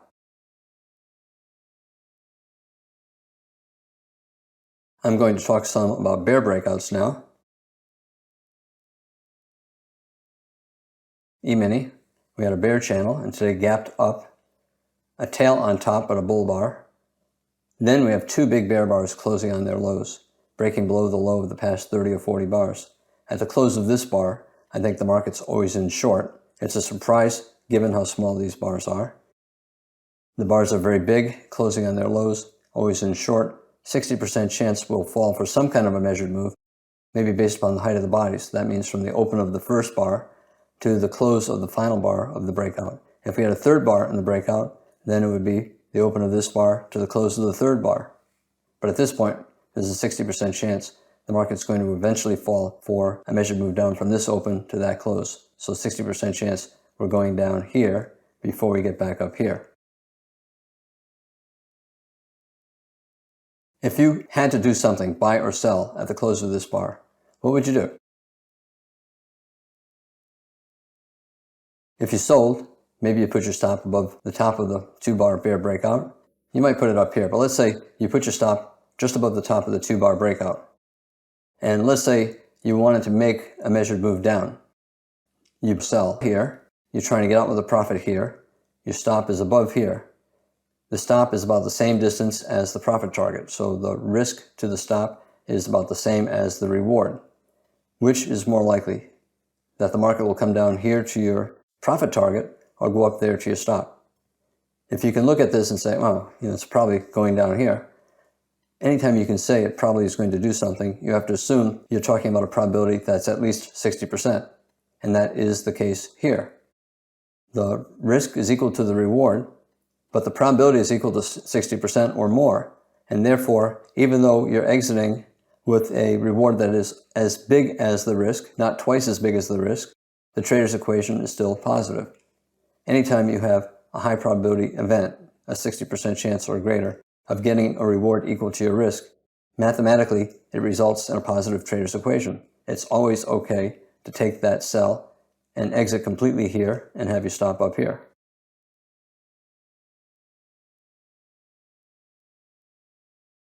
If a bull bought this close, his target is the top of the sell climax. And let's say he used a stop just below a measured move down. So his reward up to here is about the same as his risk. However, his probability is only 40%. He has a 40% chance of making a reward as big as his risk. Do you think that's a good buy the close bar? No, it's a good sell the close bar. The math is much better for the bears. The risk and reward is the same for the bulls and for the bears, but the bears have a 60% chance of making a profit, and the bulls only have a 40% chance of achieving their goal before their stop is hit.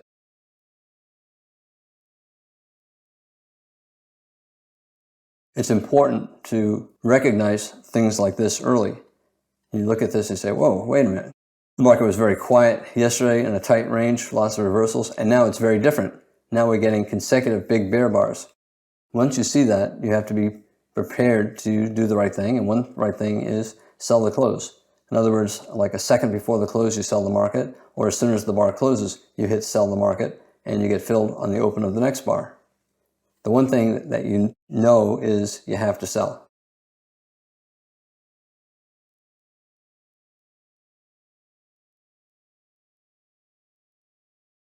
And this is what happened. We got a bear breakout, a second leg down or a third leg down, one pullback, two. The swing bears are holding short with their stop up here, expecting the market to get down here, which it eventually did. It took 5 hours to get there, but it did get there.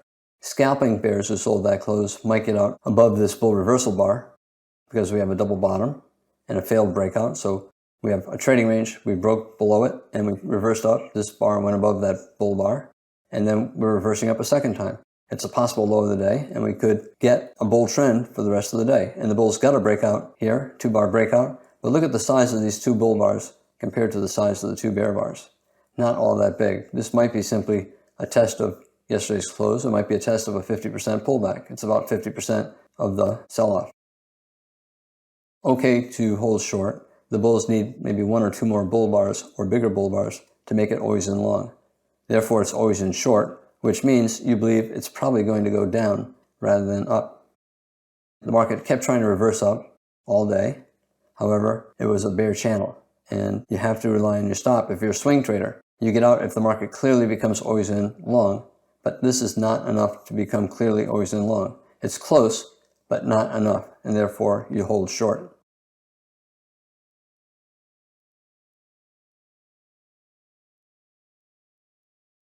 Is the bear breakout strong? I'm calling it a bear breakout. You can also call it a bear reversal. We gapped up and reversed down.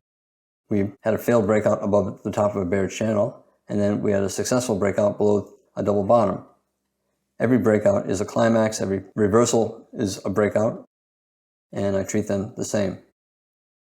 Big bear bodies, both closing on their lows. That's a sign of strong bears. Very little overlap between the second big bear bar and the first bear bar. A close far below the low of the past 40 or 50 bars. Small tails or no tails on the bottom of the bars. Context, lower prices. We had a bull breakout that reversed down, and now we're getting a bear breakout, and we have a very strong bear breakout. The odds are we're going to fall for a measured move down. However, it might take hours to get to the target, and in fact it did.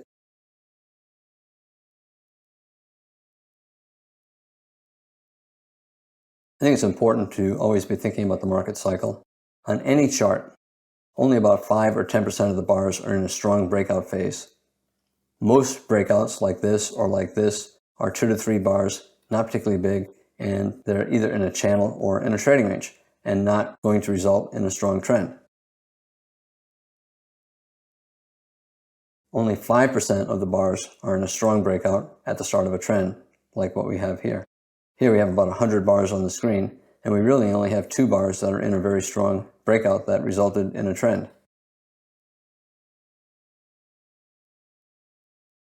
Again, we had a bear channel. This is showing more bars to the left than what we see here. The bulls got a breakout above. They were hoping that it would result in a major trend reversal on the test back down, and instead we got a very strong reversal down here, and the bear channel continued. It's, I think, very important to always be ready to draw a conclusion. Is the market clearly always in long? Is it clearly always in short? And it's good to make that decision as early as possible. When you have this context, a failed bull breakout and then a successful bear breakout, 2 exceptionally big bear bars closing on their lows, the odds are we're always in short, which means you believe the market's going lower.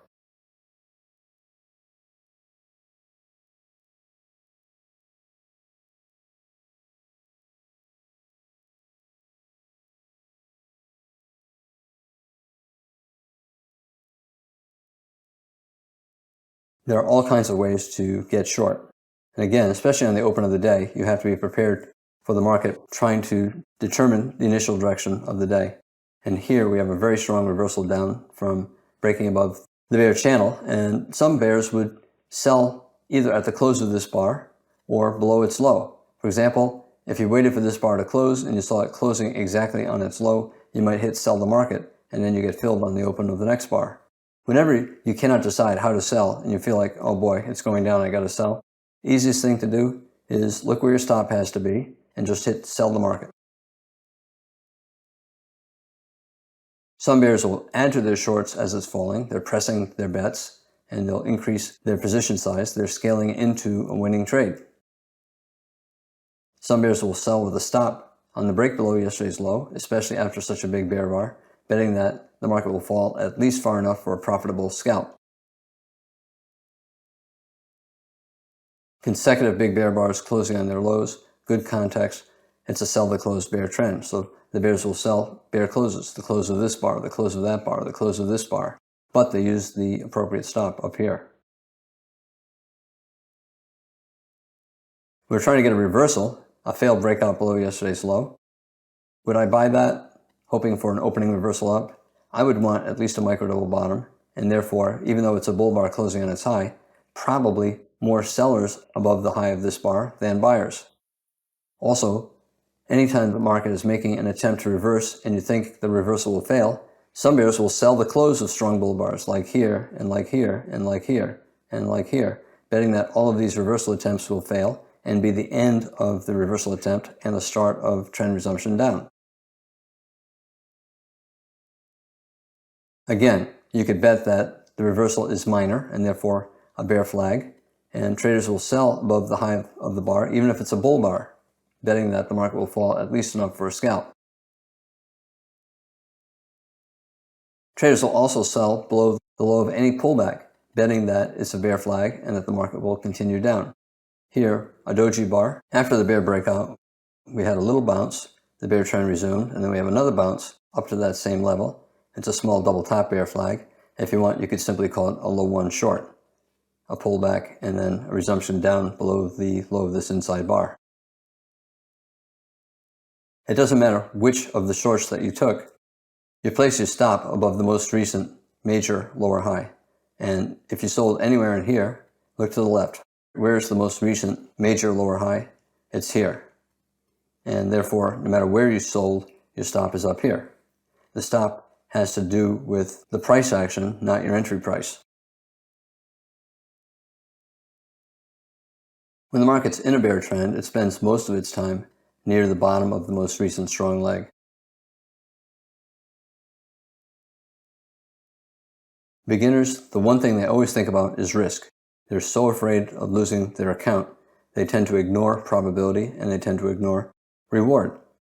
And the result is they end up using very small stops, and they repeatedly discover that they're getting stopped out of trends that go on a long way. When you're getting a pullback like this, who's causing that pullback? Is it institutional strong bulls betting that the reversal will be major? No, it's bears taking partial profits. Their stop is far away. They're taking some profits to reduce their position size. The reversal is probably minor, and the bears will sell again as soon as they believe the bulls have given up.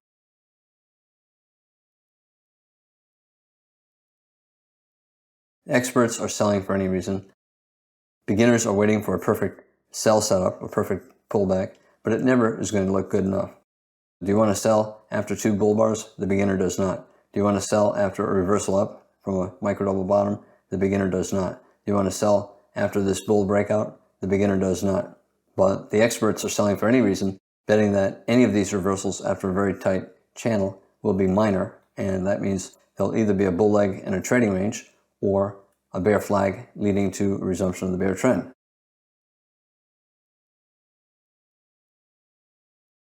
I began by talking about weak breakouts. I talked about weak bull breakouts in this particular video. Whenever a breakout is weak, especially if there's a deep pullback, bulls begin to wonder if the breakout will lead to a trading range instead of into a strong bull trend. They're still willing to buy the breakout even if it does look weak, confident that the first reversal down will be minor, which means either a bull flag and an immediate resumption of the bull trend, or the pullback will be deep, in which case a trading range is more likely than a bull trend. If it's a trading range, they can buy more lower, expecting it to get back to their first entry, where they can get out break even on their first entry, and with a profit on their lower entry. I also began a discussion on bear breakouts, and once you think a breakout is very strong, there's a 60% chance it'll fall for some kind of a measured move before it rallies back up to the top of the breakout and hits your stop.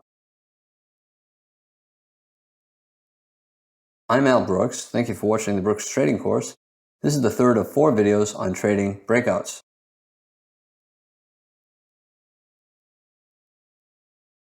This is Al Brooks. Thank you for watching the Brooks Trading Course. This is the fourth of 4 videos on trading breakouts. I think stop management is important with all trades. I'll talk about that for breakout trades today. And I also want to talk about different ways to sell. The market's obviously in a bear trend for most of the bars on this chart. And although the bulls broke above the bear channel, there was a very strong reversal down. And we have a pair of big bear bars closing near their lows. The market is clearly short, and the odds are it'll go at least a little bit lower. What do? You have to sell. The stop is obvious. No matter where you decided that the market is trying to go down, you know where the stop has to be. It doesn't matter if you entered here on this close and at the market here on the breakout below that trading range. At this close, the stop is up here at the top of the major lower high.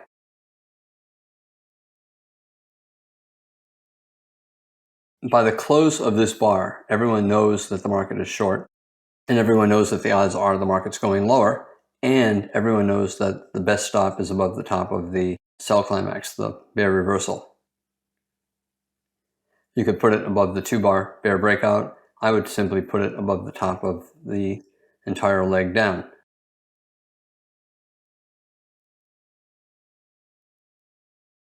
You can look at that and say, oh my gosh, that's 15 points above. I can't risk that much.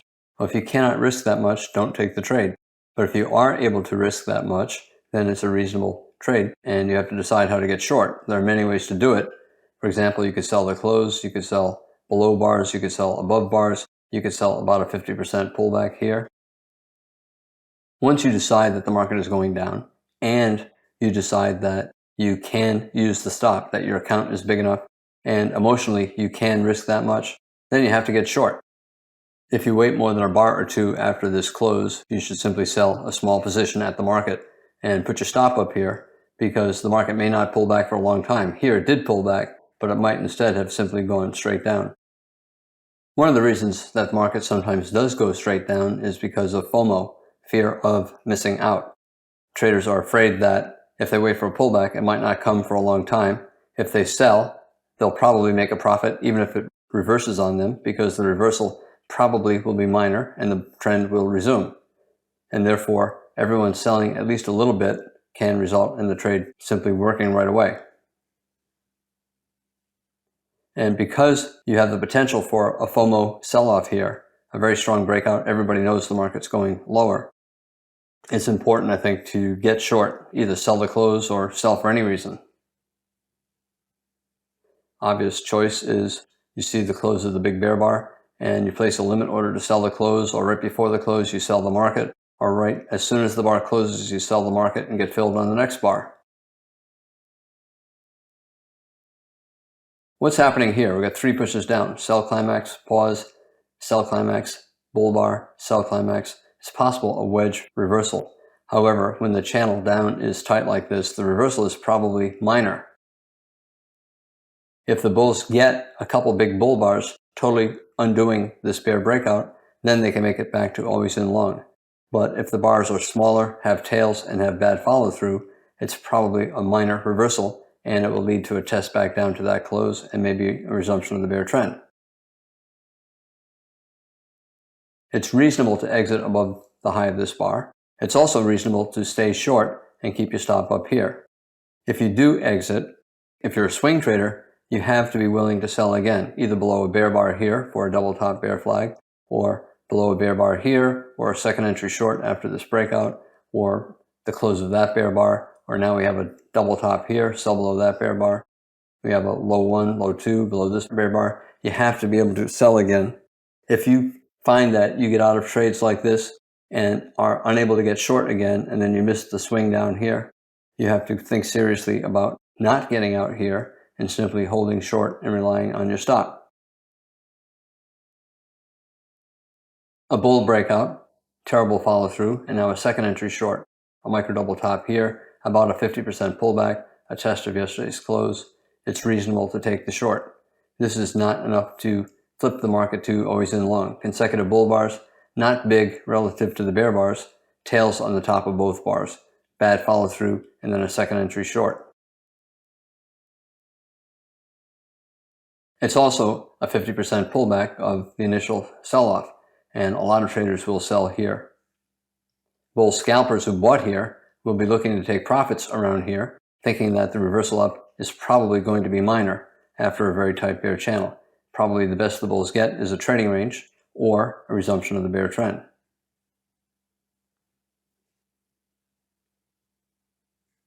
There are lots of different reasonable stops that you can use if you sell for any reason. So let's say you sell this close. One choice is simply to use a money stop. You can say, well, that's 15 points. I don't want to risk that much. Maybe I'll risk 5 points or 10 points, or maybe I'll risk to just above a 50% pullback. At this point, a 50% pullback is around here, so you put stop a little bit above that 50% pullback. At this point, the 50% pullback is here. You can put a stop a little bit above that. The best stop, I think, for most traders is the obvious one at the top of the bear leg. Alternatively, you could put a stop above the top of the bear breakout. Chances are, if this is the start of a bear trend, like a spike pullback channel, it will not get back above the high of this bear breakout. And the price is not much different from using the top of the bear trend. So this is a reasonable alternative. This bar as well is another strong breakout bar, and if you're thinking that you don't want to risk all the way up here, that would be another choice for a stop. If you do get stopped out, you can always sell again.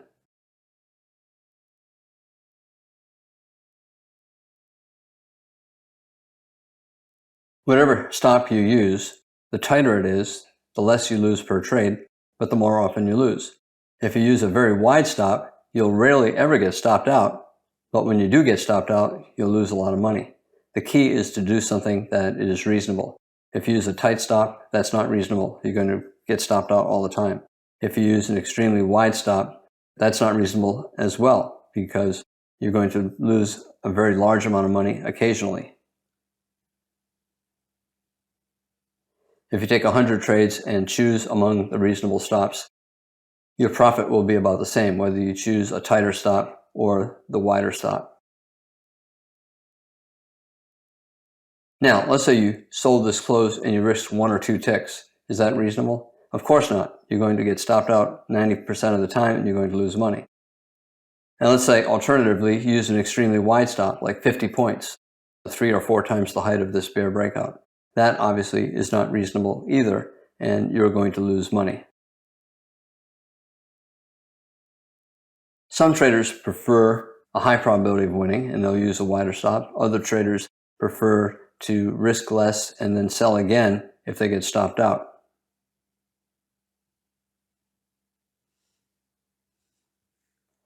Let's say you sold the breakout below the trading range, or you sold this close, or you sold above this reversal, or you sold below this bear flag, double top bear flag, another low 2 short. Let's say you took that short. Let's say you sold this bull close betting against the reversal. Let's say you took the second entry short for the breakout above this lower high. It doesn't matter. Any one of these shorts, the stop is the same. It's the same trade. You're just putting it on at different times. A person who sold here and he held through all of this has the same trade as a person who did not sell here and instead sold here. They're getting in at the same price. The market has not done anything in the meantime to make them change the location of their stop. The stop is still here. Your stop placement has nothing to do with where you enter. It has to do with what the market did before you entered. And it's usually better to put your stop above the top of the most recent major swing down, because if you're betting on a swing, the market needs to get lower highs. If it gets above a major lower high like this, then your premise of a bear trade, a swing down, is wrong, and you need to get out.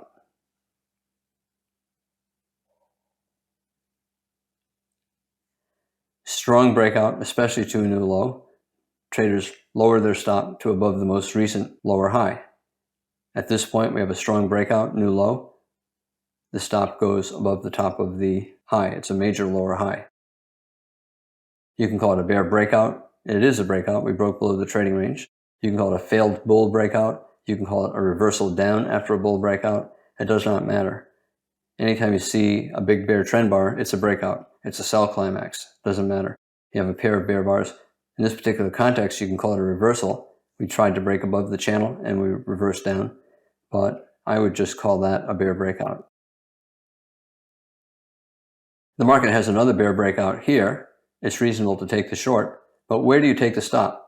It's a strong bear breakout and it's a new low. Is it a major lower high? Well, look to the left. You're still in a fairly tight channel.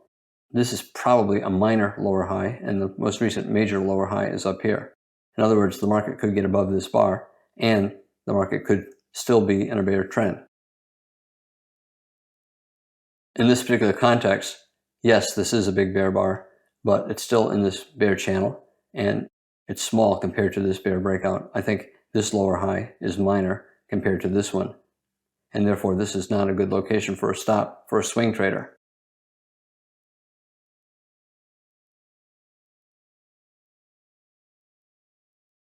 If you're a swing trader, you're betting on a swing down, a bear trend. It's a bear trend as long as it keeps making lower highs, major lower highs. If it gets above this area, this major lower high, clearly your premise is wrong, and you don't want to be short, because if it gets above this high, your idea that we're in a bear trend is wrong. It's no longer a bear trend. It's either a bull trend or a trading range.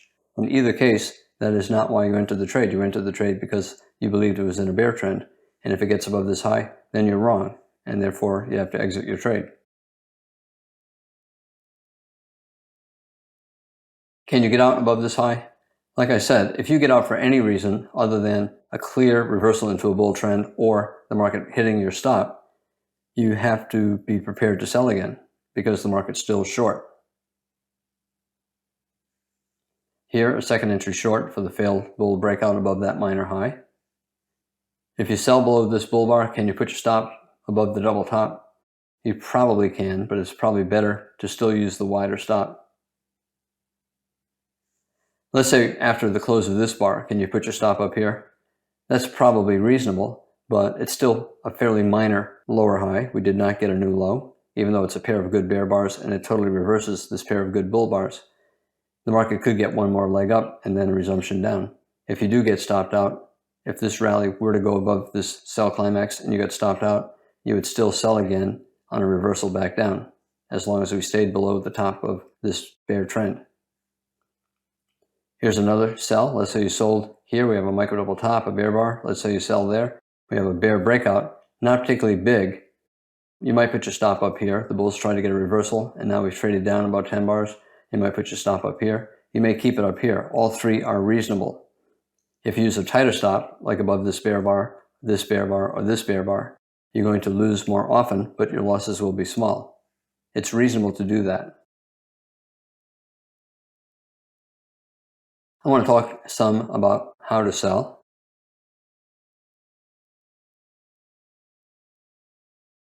Strong bear reversal. We tried to get a bull breakout. We gapped up on the open above yesterday's close and above a bear channel, and then reversed down very strongly.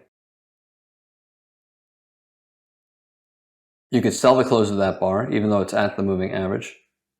However, that is the simplest thing to do. Just when you see the strong bear close, just sell the close. If you want, you could wait for another bear bar.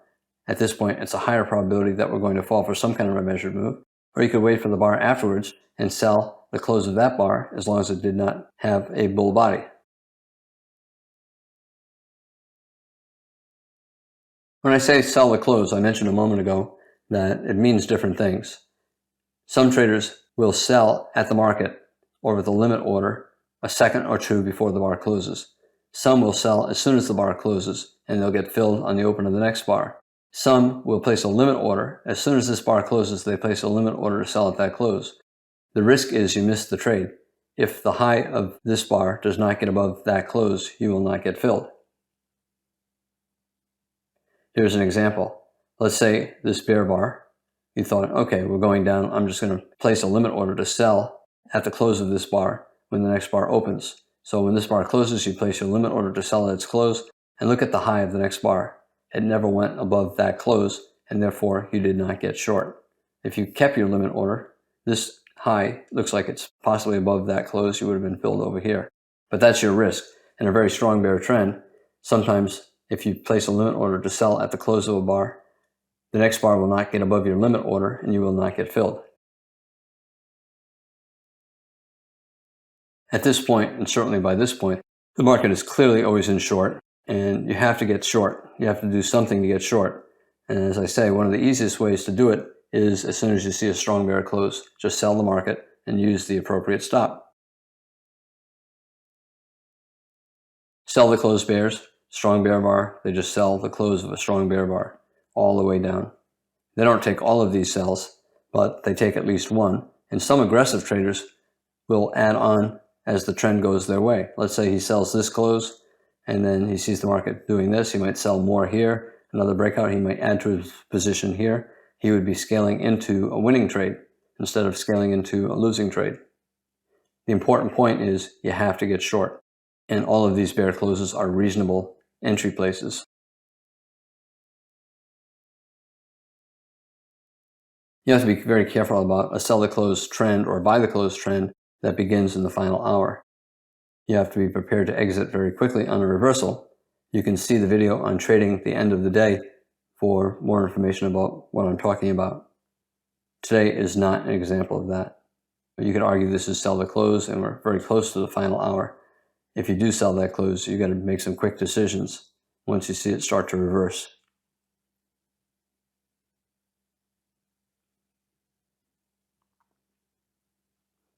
Sell the closed bears, they're looking to sell very strong bear bars, especially a series of very strong bear bars closing on or near their lows.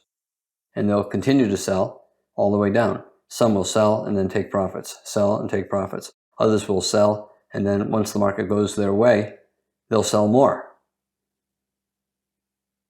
Most traders take one entry. They'll sell one of these, doesn't matter which one, and then just swing trade it. So if they sell anywhere in here, they'll put a stop up here, and then they'll just hold on. I had a friend, I traded with him for several years.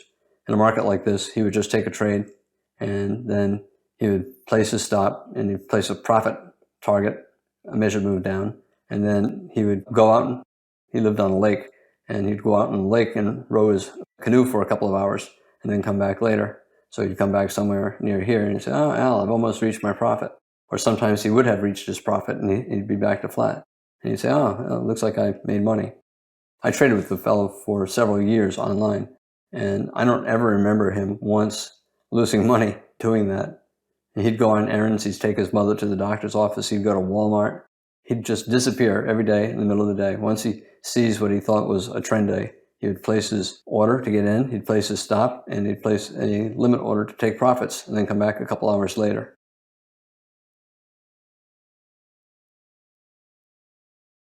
Some traders sell every close. That if they have a big enough account, they can just keep selling all the way down.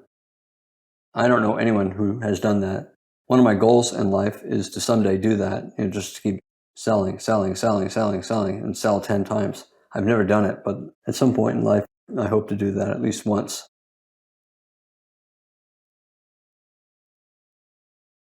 Why do you think this bar looks like this? Why is it a big bear bar closing on its low? It's because the institutions are selling, especially right before the close of the bar. They believe the market's going down and they want to get short. And they also want the bar to look bearish because they want other people to look at the chart and say, yeah, it's going down, I got to sell. Strong bear breakout. If you want, you can call it a bear reversal. A common problem is traders look at that and say, oh my gosh, I want to sell, but my stop is way up here. That's more than I want to risk. I'm going to wait for a pullback. But the problem, as I said earlier, is it may not pull back for a lot of bars. It may just keep working lower and lower and lower, and then you find yourself missing a huge bear trend. Your desire to reduce your risk, avoid putting a stop all the way up here, results in you missing the best part of a big trend. As soon as you think the market cycle has changed into a strong breakout, and the market's always in short, you should really force yourself to at least sell a small position if you can use the appropriate stop. If the stop is too far and it makes you too nervous, do not take the trade. Then wait for a pullback.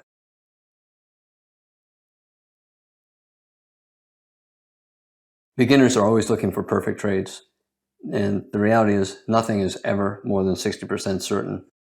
If you sell this close, well, there's a 60% chance you're going to make a measured move down before it gets up here. And that's as good as it gets as a trader. And if you're trying to be a trader, you got to take the trades, assuming you can use the appropriate stop. If you cannot use the appropriate stop, don't worry about it. Do not take the trade, just wait.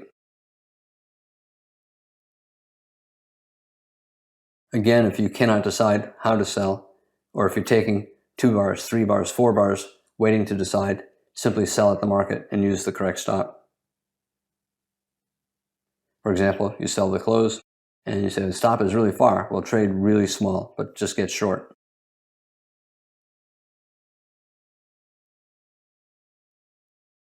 What about selling bear flags, pullbacks, like low 1, low 2, low 3s, wedges, triangles? You can do it for swing trades or for scalps. The probability is high enough for scalps if you use the appropriate stop, a swing stop. Here we have a resumption of the bear trend. We have a double top. You can call it a low 2, low 1, low 2. If you want, you can call it a low 1, bear trend down to here and a pullback, low 1. You can call it a low 2 here, low 1, low 2.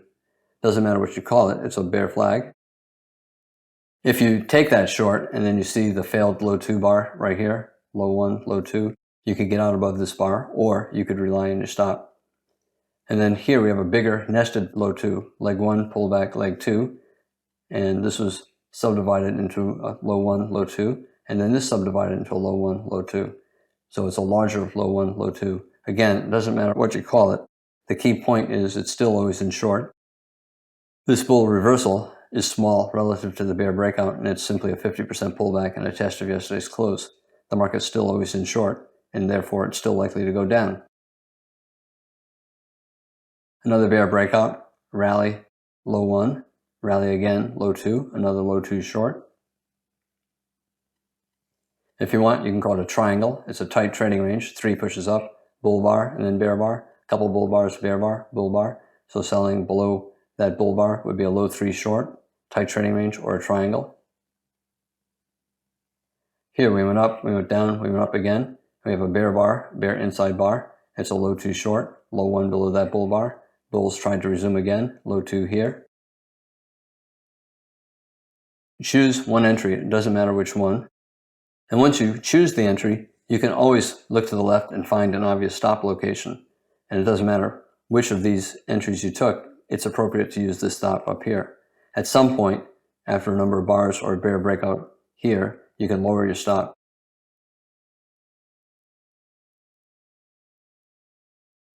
When the market's in a very strong bear trend, a lot of times it'll have a series of low 1s before the market weakens enough to start forming low 2s. As trends progress, the pullbacks become more complex. So instead of a low 1, you might get a low 2. Instead of a low 2, you might get a low 3. And also the reversals tend to become deeper. Is this a major reversal? Probably not. It's a very tight bear channel. Even though it's a strong reversal, it's still probably minor, which means probably the best the bears get is a trading range.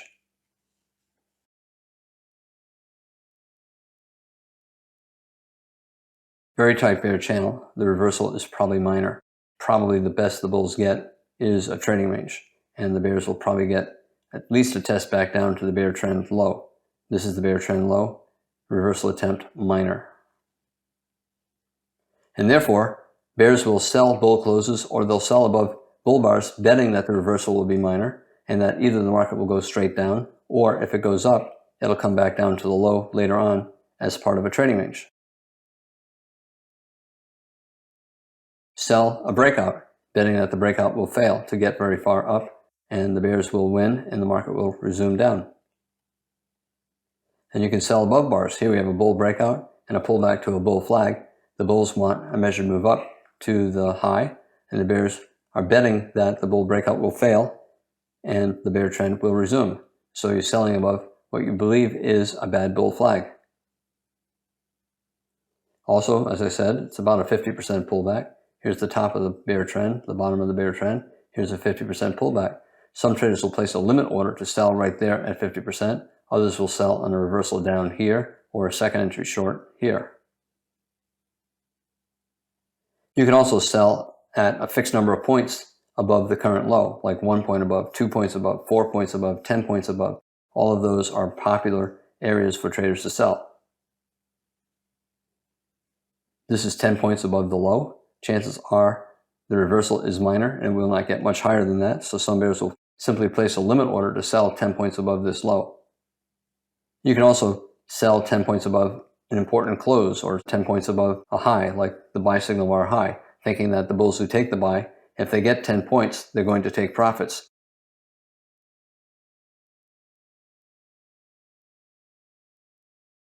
When you see the market is clearly always in short and the reversal down is strong, the odds are you're going to get a swing down. This is so extreme, it might go sideways first, but the odds are we'll get trend resumption down. I think it's important to try to swing at least part of your position.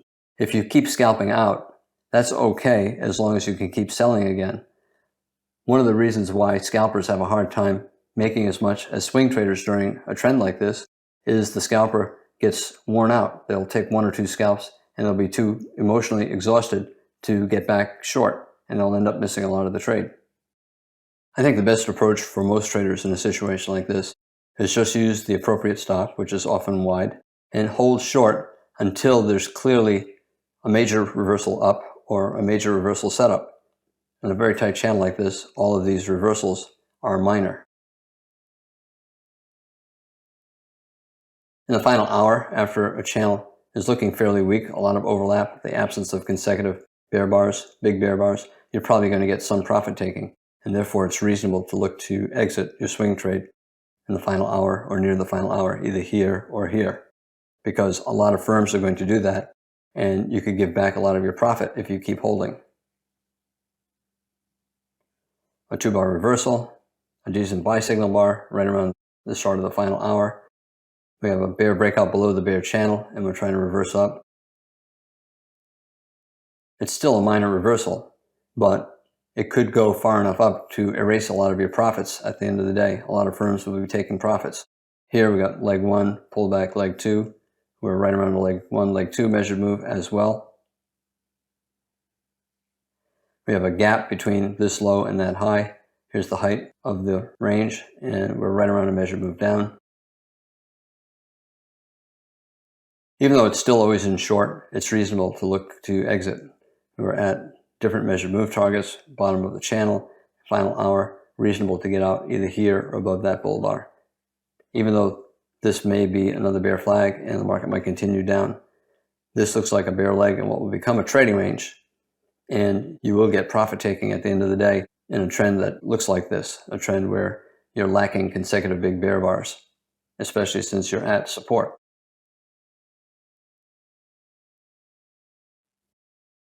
I began by talking about stops. If you're talking about a bear trend, you always want to put your stop above the top of the most recent major lower high. When you're in a bear trend and the market's clearly in a breakout and the probability is high that it's going lower, there are many ways to sell. And the key is, if you can look at the stop and say, yes, I can risk that much, then you have to get short. Certainly within a bar or 2 or 3 of you deciding that the market is clearly always in short. I'm Al Brooks. Thank you for watching the Brooks Trading Course. This is the 4th of 4 videos on trading breakouts.